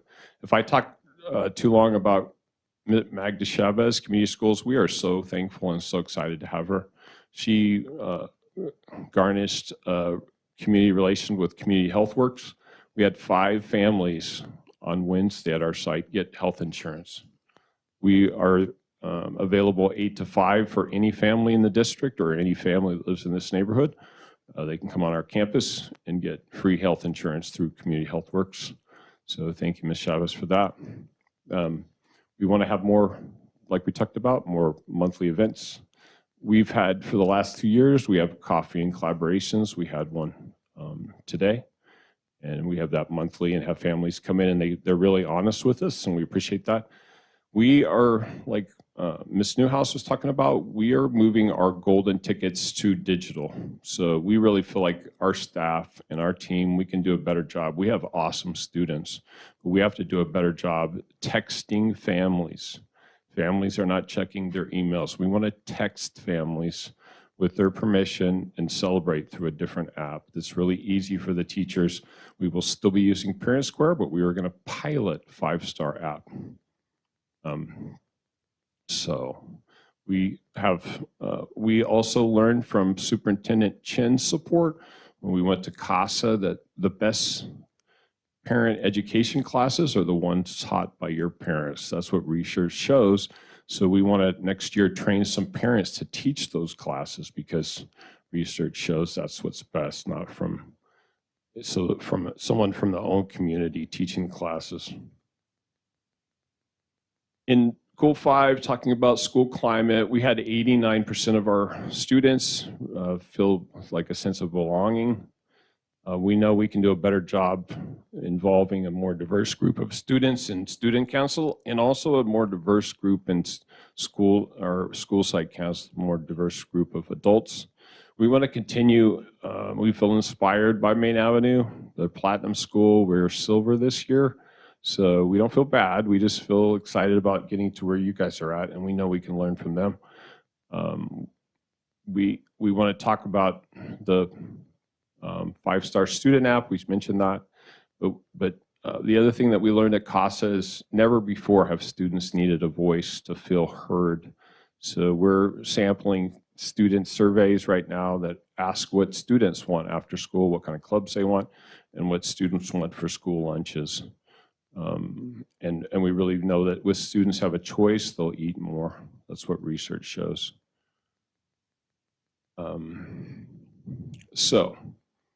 This is Mr. Cap's report card. I can't be prouder of our team. We have 97% of our families that appreciate what's happening at the school climate. And I just wish this was my report card at my community college, because it's a lot of 90s, right? But we don't want to pull that up. Okay, so to wrap up, Mustangs, we're on the move. We have 80% of our students that improved in ELA last year, 79.2 in math. We want to continue our focus on Step Up to Writing. Our teachers are excited to teach that. We have 10 teachers and staff members that are committed to working this summer on what they know about phonics. We're excited to collaborate with Bell and learn more from Bell and what they're doing with GLAD. Lindsay Hall's working on a district thing to share to help Main Avenue and us have different units with GLAD. We with Mr. Pinman's advice and tutoring, we've learned a lot about, instead of just tutoring students that show up, be more intentional with tutoring. We got our Silver Award for PBIS.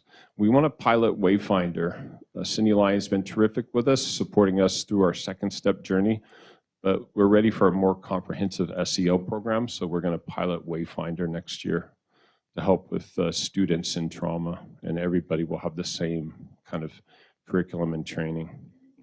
We want to work more with Ms. Chavez, and we want to have monthly multicultural nights and do what Glenwood's been doing a terrific job with. And then we're looking forward to, and we appreciate Mr. Pim and all your work with Amplify. Thank you. Thank you very much. Any questions? Thank you. Thank you. Actually, I would just like to say that it was wonderful how you were talking about every other school site and how you admired what they had lifted up and how you were inspired by that. Well, thank you. Thank you.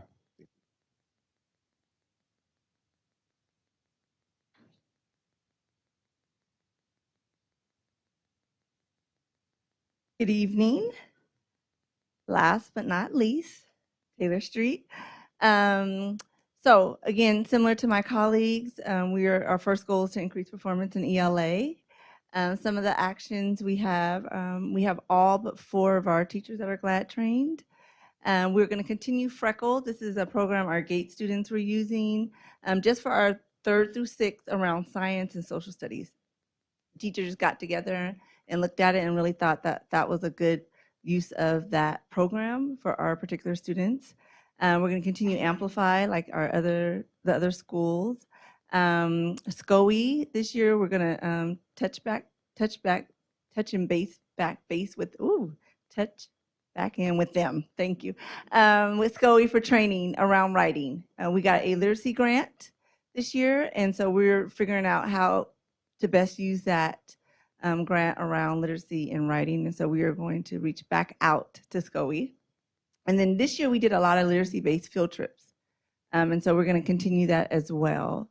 The graph on the side shows that we did increase in ELA last year. And then similar with the other schools, we had about 74% that also increased overall, which is great. I did mention the literacy grant that we're going to get this year, and we're thinking about bringing in a literacy coach to work with students and teachers around the writing and the reading. And then this year we had a Saturday school, which connected our ELA. It's the first ever at Taylor around ELA and math and some test prep. And I'll talk a little bit more about that later. And then we're going to continue our partnership with CASA and CCEE, where the focus was on African American students, but we learned that it also impacted all the students. Goal number 2 is to increase performance in math. Again, we increased by a point, but 74% of the students increased overall, which is great. Our intervention focus this year, we shifted. It used to be just ELA. Now we also do math. There's a math focus with that. And so our intervention teachers also helping with the math and with the tier 1 small groups. Counting collections, we've noticed our students foundationally are struggling with math. And in the past, having counting collections and just the basic math manipulatives around that, we're going to continue that as well. And then PDs. And then our math peer observations. We started that 3 years ago with our PLST. Shout out to John and Lindsay around that. And we're going to really up that again, kind of re-implement that around the math piece of it. And then teachers did mention they wanted additional PDs opportunities around math. And then again, our CASA and CCE connection, keeping that going. Goal 3, increase for our ELs. Again, WIN is up there. We've had that. Shout out to Maine, because that's where that came from. And we're going to continue that. What we are going to do is change the focus a little bit with WIN in general for our whole site. But the ELD writing came up a lot, and with our literacy grant, we're thinking we can connect that as well. Our EL teacher does a second dose, so she takes students twice. And then our ELD curriculum, we're looking at that. Currently we're through Wonders, but teachers have given like a little input around that, and they would like to spice that up and then see what else we can do with that. And then also continue our GLAD emphasis that we have. We're in the green this year, so we had a little over 51, maybe 52% meaning progress, which is great. And there was an increase of 10%. So good things are happening over there with our students, our EL students. Our goal 4, parent involvement. That's been a huge thing at Taylor, and even tonight, you saw we had parents here. So in addition to that, our events are really great, which I like, I really love. And then also getting parents on site during school as well, academically. But we have traditionally had our open house before school started. So it's, I think, the Friday before the first day of school, and it's been very successful. Parents really, really like that. That's the feedback. We're having our back to school night, or I mean, I'm sorry, not our open house, our back to school night. That's why you're laughing. Our back to school night before school starts, and then our open house is going to be next week or on the 26th in conjunction with our multicultural day, which has been, both of those are really huge turnout along with our Harvest Festival. I want to give a shout out also to our community school liaison. Mr. J is doing an amazing job. Lots of community connections this year with the food literacy. We've had parents and students cooking on our site throughout the day.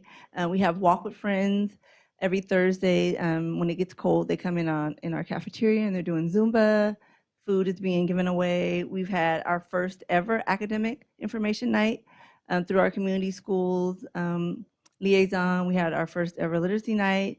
We've had town hall meetings with congressmen and women, and then just community parent meetings as well. So lots of just community, the connection. Those pictures show, I think the first one is our academic night, and then below is we've also planted trees. We love trees here in Robla. Lots of trees. And then our last goal would be to build school climate, which is what we are constantly doing. We've had a year of first. We had our first ever school play, Alice in Wonderland, and if I could give an Emmy, they would have got it. Amazing, they did really great. Thank you for coming. And then those are our little flowers down there. We also have student council. Our student council, we give lots of agency over at Taylor. That picture below, they're doing the morning announcements. They facilitate the assemblies, and then they're also running our student store. So they have a lot of agency, and we're giving them that on purpose so that they know they're the leaders on site and role models for our little ones. We've also had our very first Saturday school, and that's that picture up there, and that's where we have in the back our banners as well. There's a PBIS there. I see some attendance. But we gave certificates. We had at least 30 students in our first ever Saturday school, and it really focused on the addition of learning they did throughout the week, ELA, math, and then a lot of the test prep piece of it, which was really great. It was really successful. We had 4 teachers and 30 students, so it was really, really great. And then again, I mentioned our community trees. We have a garden as well. We are gold status for PBIS, our store. This year we have a recess team, Alivio, on. They come 3 days a week, and they've been helping our students kind of with play out on recess. During the recess time, more attendance incentives. We want to start that really early, probably day 1. And then continue our restorative practices, and we're trying to figure out really what that looks like this year because of our spacing. We didn't have a restorative room per se, so just really kind of continuing those practices in addition to possibly getting a restorative room back. That is just our suspensions. We're in the green, so we have not had many suspensions. One thing I wanted to know, I noticed the blue and gold banners in the background, kind of in a warrior-esque feel. Yeah. Sensing a bit of a rivalry here. Yeah. So those are up. Lakers No, I'm joking. Warriors. There's an attendance one. Yeah. So those are up, and that was this year. I saw and I said, you know what, we're going to do it. And we needed a little color on our walls as well until we get our murals. So to sum it up, we're going to continue our GLAD training. Again, shout out to Bill, because I know we heard similar to what Mr. Caff was saying, just about using our colleagues and what's working at other sites and just kind of going with that to see how it works with us. We have our literacy grant, which we're very excited about, and see where we go with that. Continue our math PD and peer observations, really our tier 1 focus with classroom instructional, our instructional model, parent engagement and involvement. I want to add that with that. Continue our community schools. We have really great connections with the community this year, and then we are, I think, headed towards gold status again this year. So that would be another banner up there on the wall. I'm joking, but that's all we have for Taylor. Any questions? Nope. I have a comment for all the principals. It looks like all of your testing scores have gone up, as well as your community at your school sites have all grown and vastly improved. And I wanted to say thank you, and please let your staff and your students know that we see you and we appreciate all the hard work you're doing. A couple of things. One, I wanted to wait till the end to comment on all of them together, because one of the things I noticed was there was a common theme. Number one was the use of data. How each and every one of you noted how, as you were making your plans, as you were looking at the things that you were doing, how it was influenced by the data that you saw and what you saw you needed to be done. And that your solution, it wasn't just, okay, well, what are we going to do? Something. It was something that was specific, having to do with students, meeting the direct need of students, and that's why we saw, different solutions, and in some cases similar solutions, and in some cases solutions that you learned from one of your colleagues and from one of the other sites. That was impressive to me. I just wanted you to know that I recognize that. I heard a lot about things that you were doing that worked. I heard a lot about new things that you're going to be trying.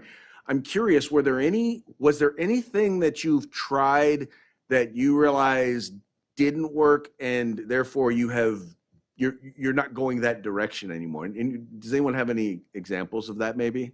Just curious.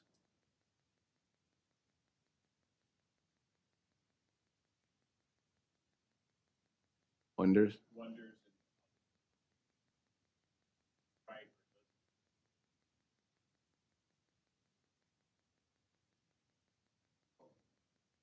Yeah, so the folks at home can hear. I'm sorry.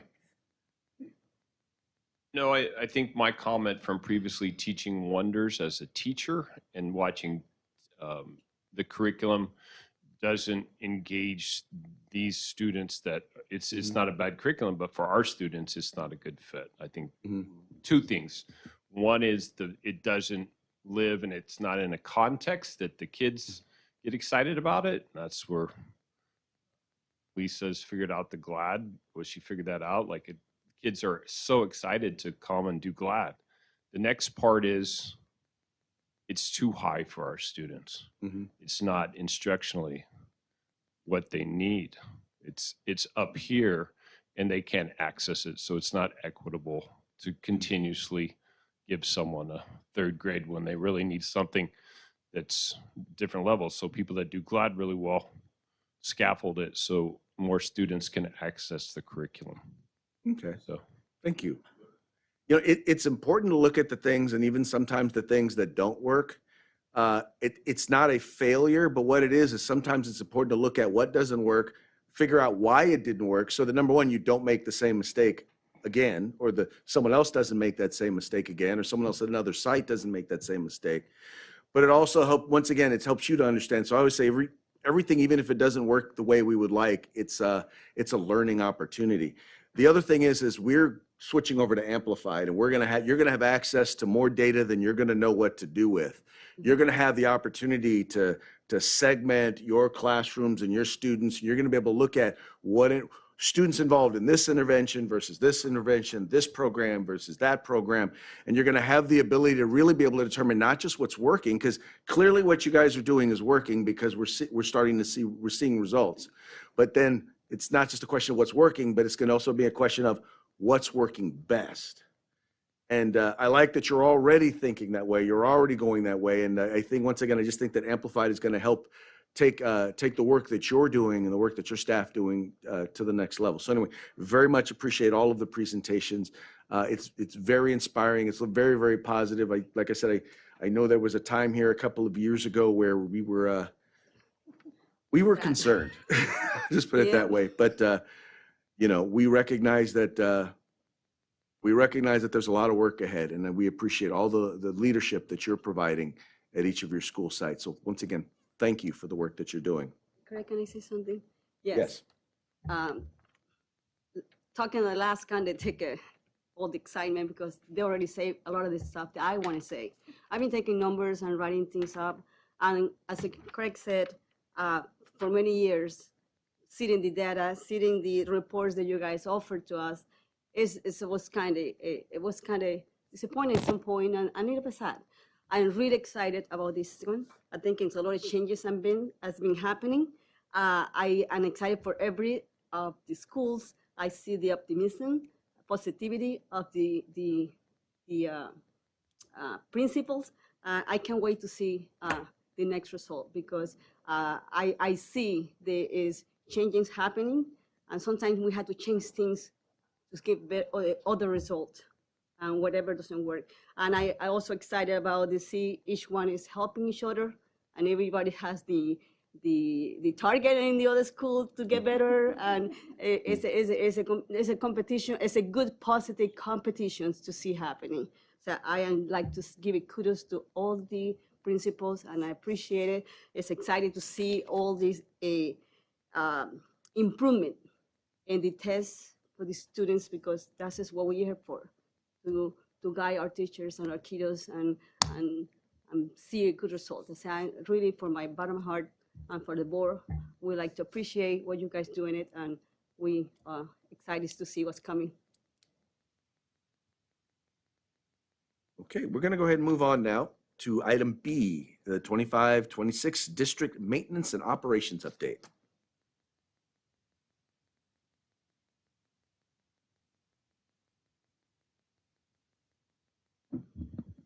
Good evening.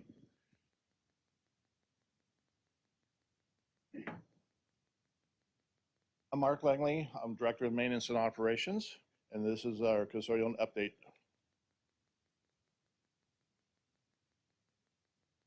We'll be talking about the custodian team and what they clean and what is happening now and what is to come. Custodial team, what do they clean? There are 13 full-time custodians, 6 day custodians, 6 night custodians. We have 1 midday custodian. Plus, we have 9 bus drivers / custodians that help clean the schools mid-morning to around noon if they're not driving or on a field trip.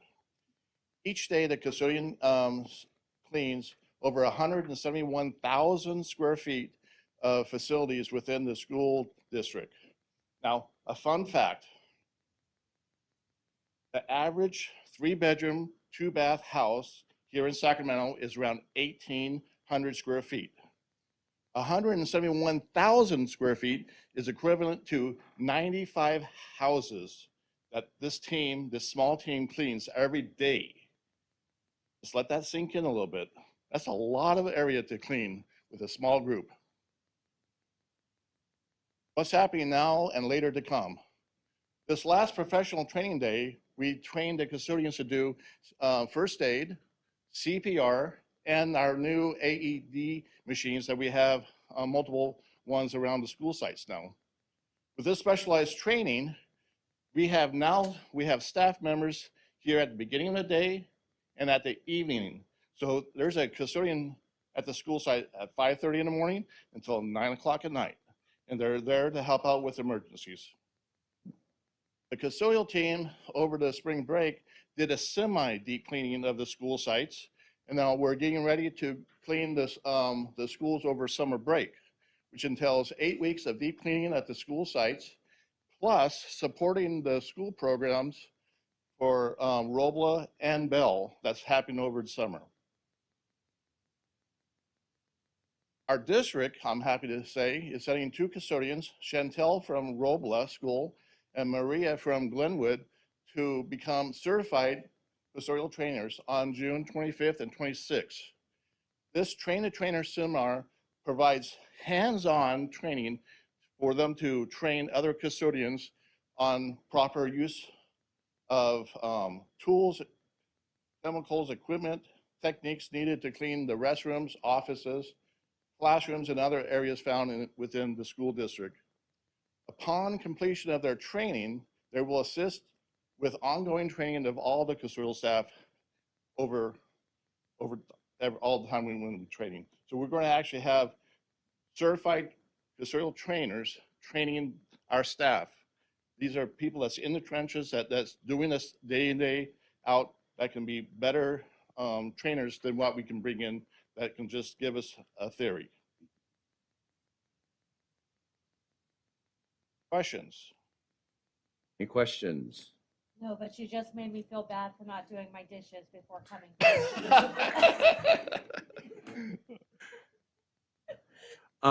Just a couple of quick questions. So I know a couple of years back, we actually brought in a consultant who kind of took a look at how we did things and helped us develop kind of a game plan to be really kind of efficient and effective. One, did you find that to be helpful, and are you still utilizing a lot of the techniques and whatnot that you learned from back then? That was 11 years ago. Yeah. Yes, it's helpful. At that time, we could do the team cleaning at one school site, then move to the next school site, and move it to the next site. Mm-hmm. Since the pandemic, I want to say around 2019, 2020, we stopped doing the large team cleaning concept within the school district. One, because of all the construction that was going on, And two, we are using more summer school programs that we have to keep custodians at that school site for that support. So what we do is we do a modified team cleaning. We have the school sites that's not doing summer programs, keep their teams there. And then when the school programs are over with, before the teachers come back, then we do a modified team cleaning to get the 1, 2, or 3 school sites clean before the teachers come back. Mhm. Now, I know, do you think, I know that especially considering that we're adding more ELAP, we're having more after-school programs, do you feel like the staffing that we have is adequate enough to be able to do all of the work that they have to do? That is a good question. It is my belief that we probably need more night custodians for several reasons. One is what you just heard this evening about safety. I've been here 17 years, or going on 17 years, and there's been incidents over the years where we had people come on campus and our night custodians didn't feel safe because there's only one of them. So they're by themselves from 6 o'clock or 6:30 when the school programs actually finally leave until 9 o'clock when they lock up. The other problems is because of our policy of having breakfast in the classroom, the classrooms are getting more dirtier. So it needs more attention. And so the service level that we have right now could be improved on because we can say we're cleaning, and we are, but at what level? You know, I feel that we are probably at a lower level than what we could if we had more staff to help out. And the other observation that you brought up is the after-school programs. When I first started here, we had after-school programs, but they stayed in the MP room. And the night custodians had access to all the classrooms throughout the campus. Now, some of the school sites, I believe Glenwood, Bell, I'm not sure about Main Avenue, they have up to maybe 3 programs at their sites, and they're using classrooms where the custodians cannot get access to clean those. So they're limited to clean maybe 2/3 or maybe only 1/3 of the classrooms up until 6:30. And they have to clean the rest of the campus, which is being occupied by, and we need the support for students. These programs are necessary, but when we bring on programs, we should think about what it entails for more staffing for other support. So safety, breakfast in the classroom, and after-school programs is driving the need for possibly more night custodians. Okay, I'd be interested just to know in the future, what you feel like what that might need to look like. Okay. All right. Thanks. Any additional questions or comments? I agree with everything you just said. Thank you. Thank you so much. Okay, now we're going to move on to charter school update. We're going to start with Marconi Learning Academy.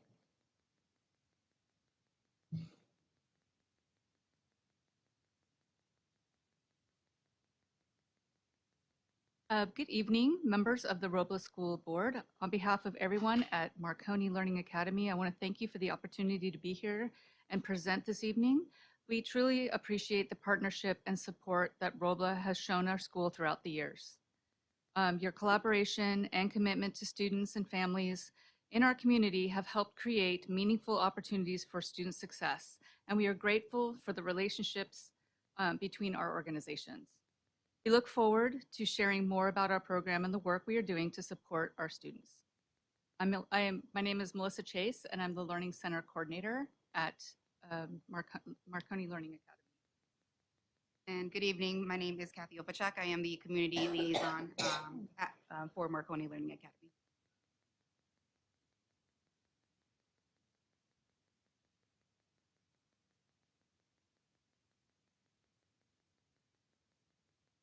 At Marconi Learning Academy, we provide a personalized learning model designed to meet students where they are academically and personally. Throughout our one-on-one support with teachers, flexible scheduling, and access to wraparound services, we are able to create an environment where students feel supported and empowered to succeed.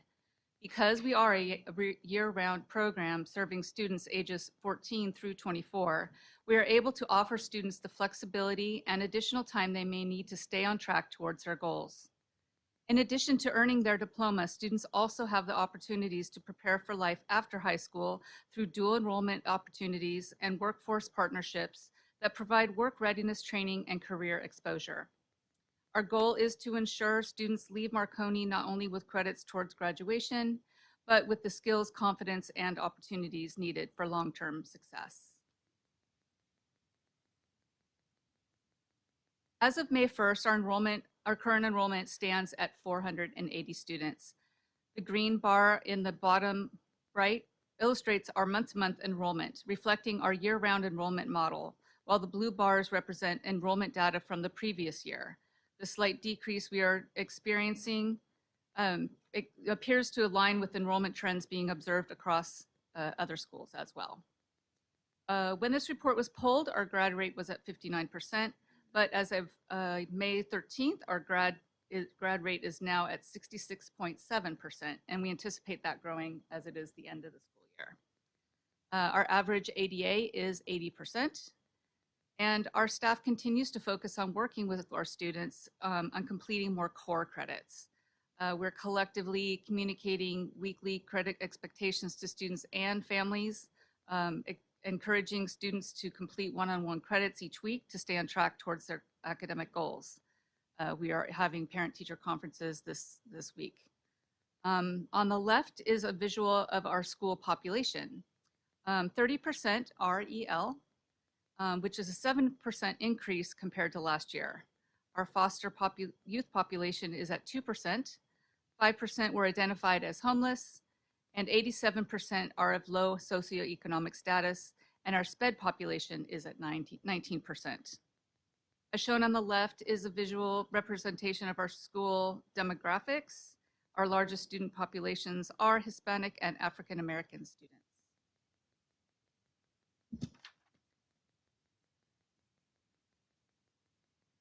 This is a visual of our core credits and our graduation rate. We are continuing to focus on engaging our students to complete more core credits. Many of our students come to us credit deficient, and many of those deficits are in core. They come to us with many elective credits, so it's really important that our students are increasing that core credit completion to get closer to graduation. Our core credit completion rate is currently 1.6, reflecting a decrease compared to this time last year.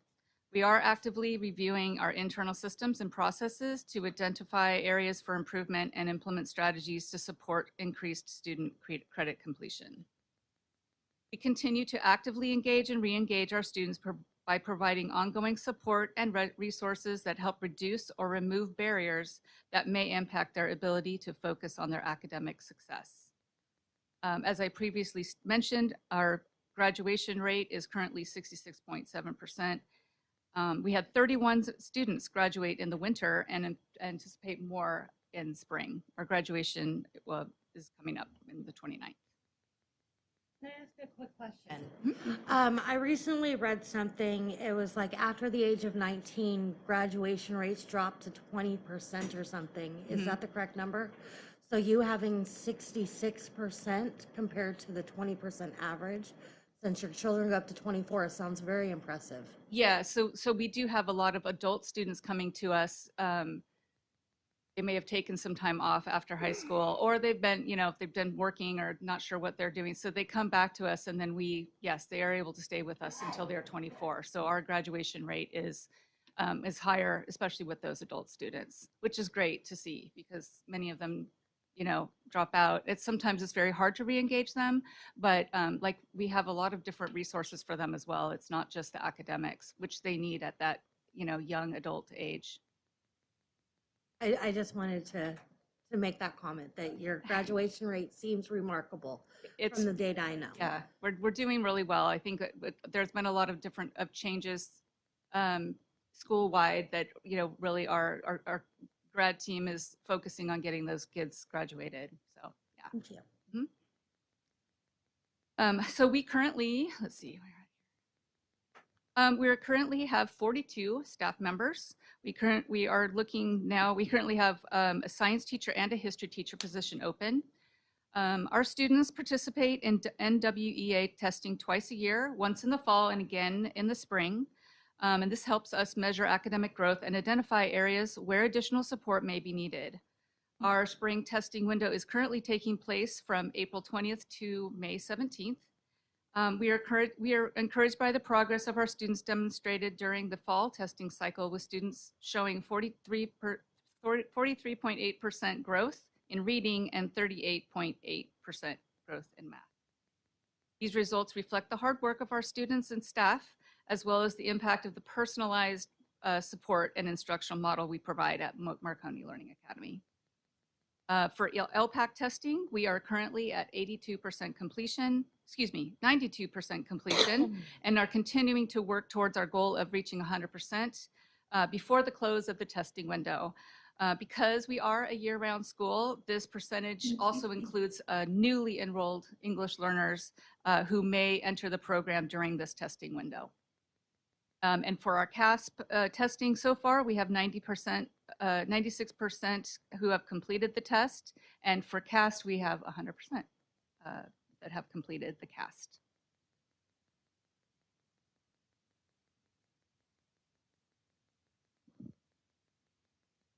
This year, we are excited to offer a digital photography class that provides students with hands-on experience using professional cameras while learning photography and photo editing skills. We also launched a pilot guard card training program for students who are 18 and are nearing graduation. This program, it allows students to complete the required training and earn a certification that prepares them for employment in the security field after high school. These opportunities help students build practical, career-focused skills while completing their education at Marconi. And these are just a handful of the field trips that we have listed here in our past events that we've been fortunate enough to attend and offer to our students. And then as we approach the end of the school year, we're excited to prepare for our final field trip of the year to Italy, as well as our graduation ceremony near the end of this month.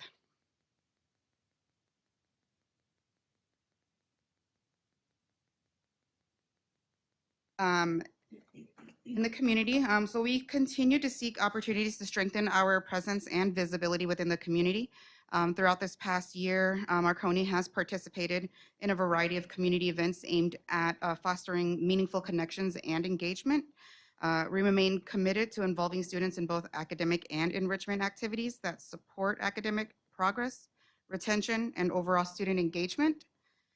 Through the new partnerships we have cultivated this year, we believe we are making strong and positive strides forward.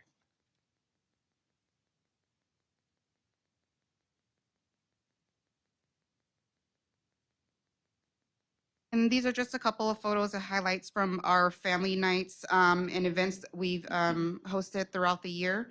We typically host these themed events quarterly and typically pair it with a food and diaper distribution so our families can take home resources, or we'll invite partners or organizations to also come and host workshops at these events.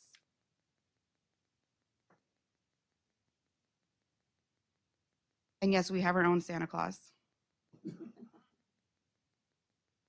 And these are just a few pictures from our SoCal college tour. During this college tour, we put the photo taking for the students. They were in charge of the photo taking. So these were the two best ones that I could take, and the rest were all selfies. So I didn't think you guys cared for those. And then just some more photos from the multiple field trips we've been able to send our students on, as listed in the previous slides. The fire station, a couple of trade schools as well, and then the zoo.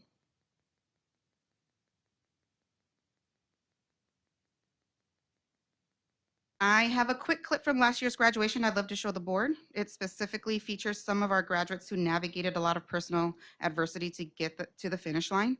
It's a really joyful moment, and we thought it was a perfect example of the impact our school community has on our students' lives. Oh, let's see if it plays. Maybe not.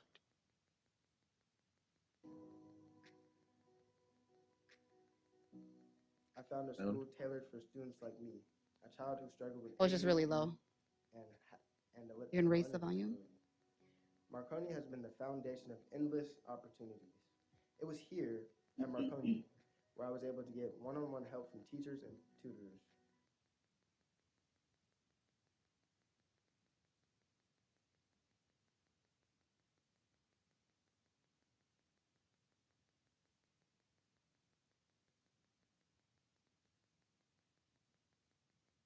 But there's many schools that I've been to, I could truly say I found the best.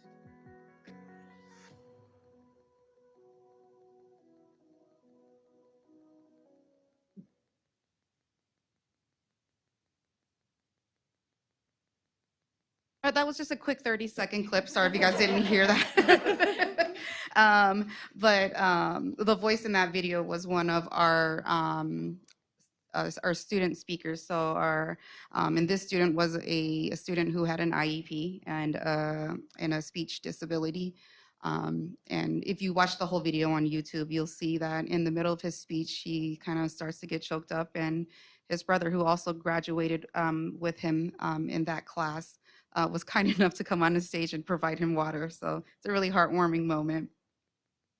But as you just saw in that clip, graduation is always the best time of the year and truly the best part of our work. Seeing our students, especially those who have overcome so much adversity, finally cross that stage is why we do what we do. Our upcoming ceremony will be held on Friday, May 29th at 12:30 p.m. We'll be gathering at the Mac Powell Event Center, and we would be honored to have you join us in celebrating our next group of graduates. Thank you. Thank you. That concludes our presentation for this evening. Again, we want to sincerely thank the Robla School Board for your time and for the opportunity to share this update with you. We hope the information provided was both helpful and insightful. And at this time, we're happy to address any questions or comments you may have. Any questions? I'd just like to say that I am very happy that a school like yours exists. I'm the mother of a special education student, and he has fallen behind in school. He was looking at 7 years to graduate, but really pulled it together, and he'll be graduating only 6 months late. And I'm just really happy there are programs for students who are struggling. So thank you. I just want to say thank you for the partnership. We know starting at the next school year, your authorizer will be San Juan Unified School District. So thank you. Thank you. Thank you so very much. Just one other thing, and I'm assuming, and this should be actually for any of our charter schools. I appreciate the information regarding the program and the successes, but also part of the thing is being an authorizing district is with also the fiscal agents. So future presentations, including some sort of information just on how the budgeting is going, would be really helpful. Thank you. All right. Okay, moving forward, we're now on to item D, the 2025-26 charter school update for Paseo Grande.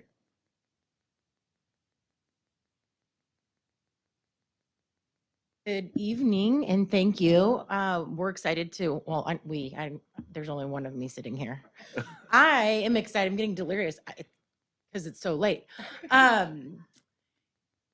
I'm excited to do an update presentation for Paseo Grande. I knew you guys had a big agenda tonight, so I'm going to try to keep this short. I'm also a fast talker, so if you want me to slow down, let me know. The mission and vision of Paseo Grande Charter School is to ready all graduates for post-secondary success by providing a flexible, equitable, high-quality, and personalized virtual program.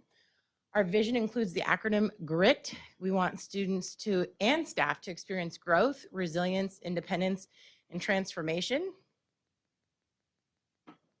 A little bit, just a reminder about our program. Unlike Marconi, which is a sister school of ours, we are a 100% online virtual program. Our students do qualify for dashboard alternative school status. And we do host an in-person graduation ceremony twice per year. Our students currently use the Canvas learning management system, and we utilize a curriculum called StrongMind. You can see a little snapshot of what that looks like in the right-hand corner. As of when I ran this data a couple of days ago, we had 382 students. We've had significant growth. That's 125% growth since the same time last year. So there's an explosion of students who are selecting online programs for flexibility and other reasons. We have 11 credentialed teachers, 4 SPED case managers, 1 school counselor, 3 tutors, and 2 paraprofessionals. So our staff is growing along with our students. Our students by grade level, you can see the bulk of our students are in 9th, 10th, and 11th grade. We have a small amount of students in 12th grade, and we do have a small middle school program of 6th, 7th, and 8th graders. Enrollment by special population. So we have 7% of our students are unsheltered, 19% are English learners, 18% are special education, and 60% are socioeconomically disadvantaged. And our students by age, as you can see, the big black piece of the pie is 14 to 18-year-olds. So the bulk of our students are in that age range. Like Marconi, we do have a small population of older students that we serve up to the age of 24. And then 10% of our students are 11 to 13. Enrollment growth. So as you can see, this chart actually doesn't do it justice to where we are right now, because when we run this data, it's always in arrears. So we have 382 students, not 310. So for our LCAP, our goal number 1 is to increase academic progress, which includes some of the highlights are based on our internal test using NWA MAP testing. We've seen an increase in lexile and quantile scores. We're seeing, similar to Marconi, an increase in credit completion.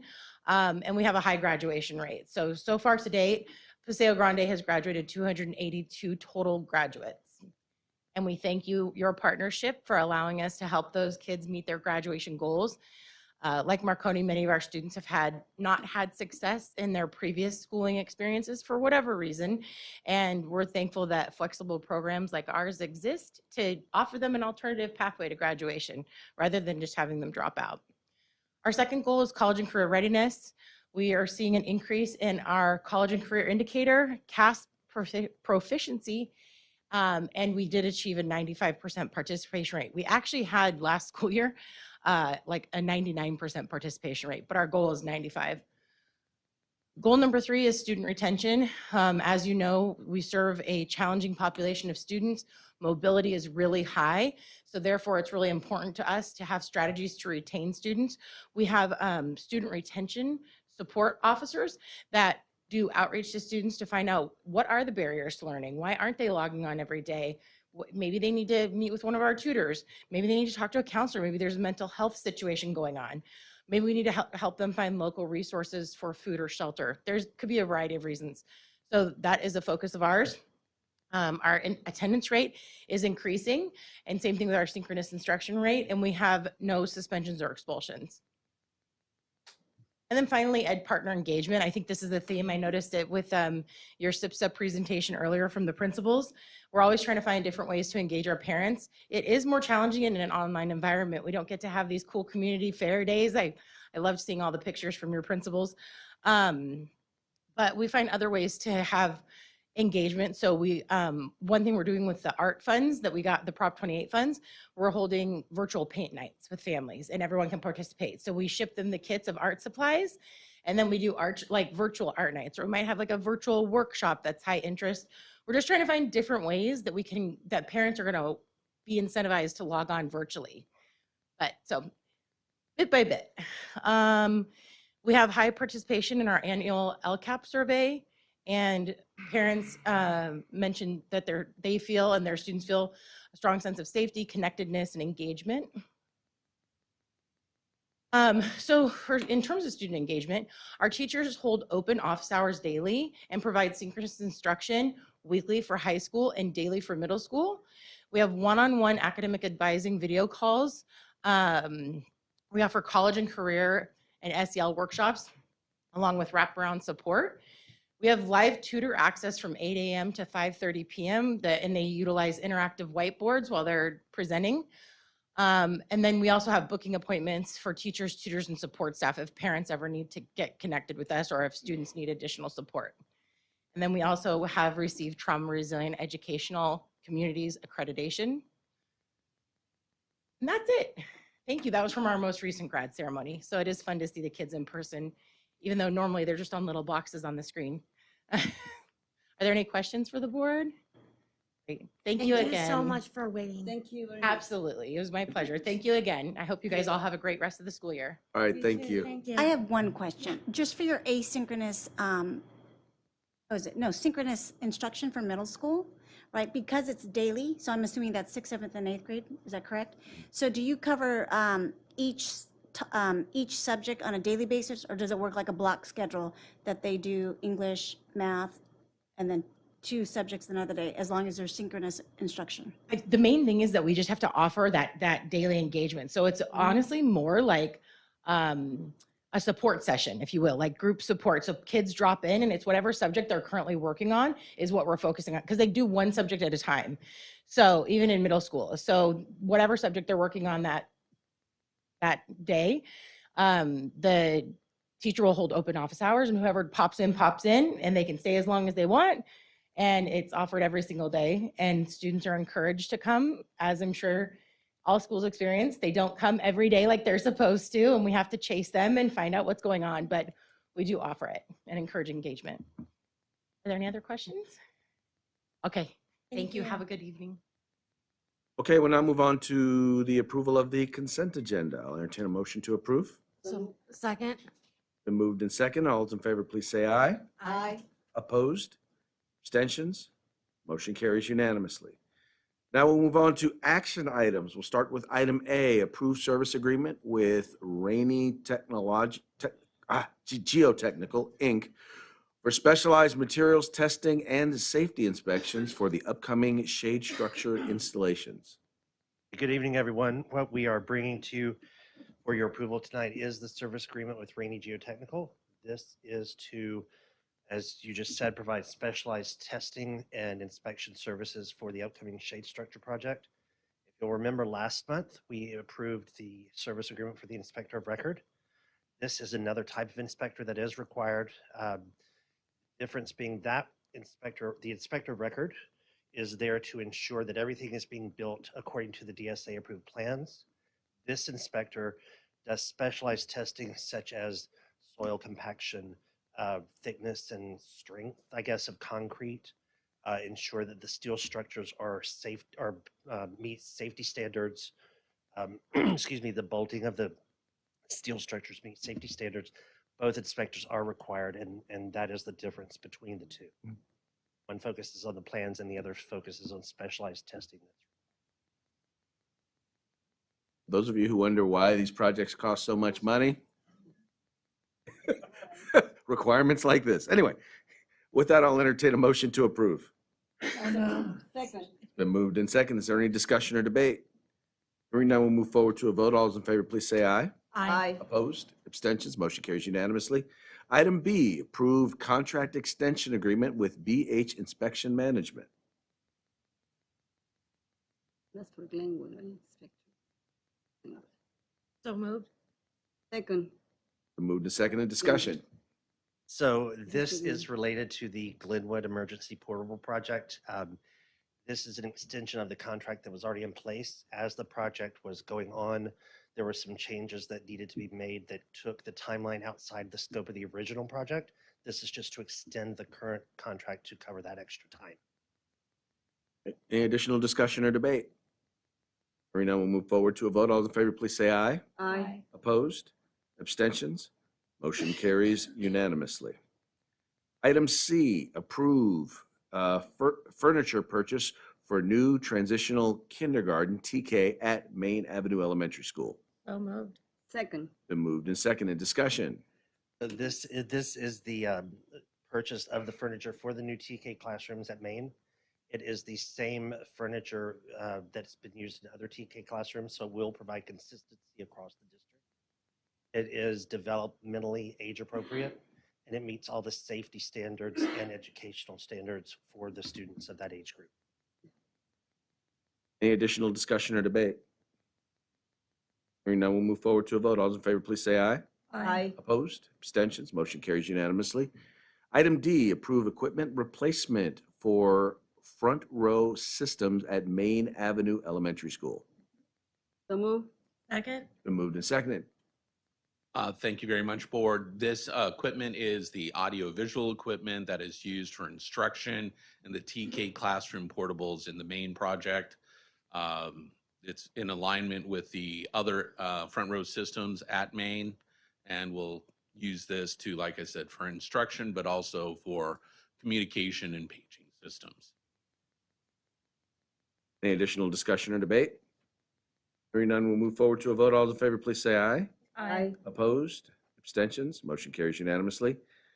Now move on to board member requests for future agenda items and reports.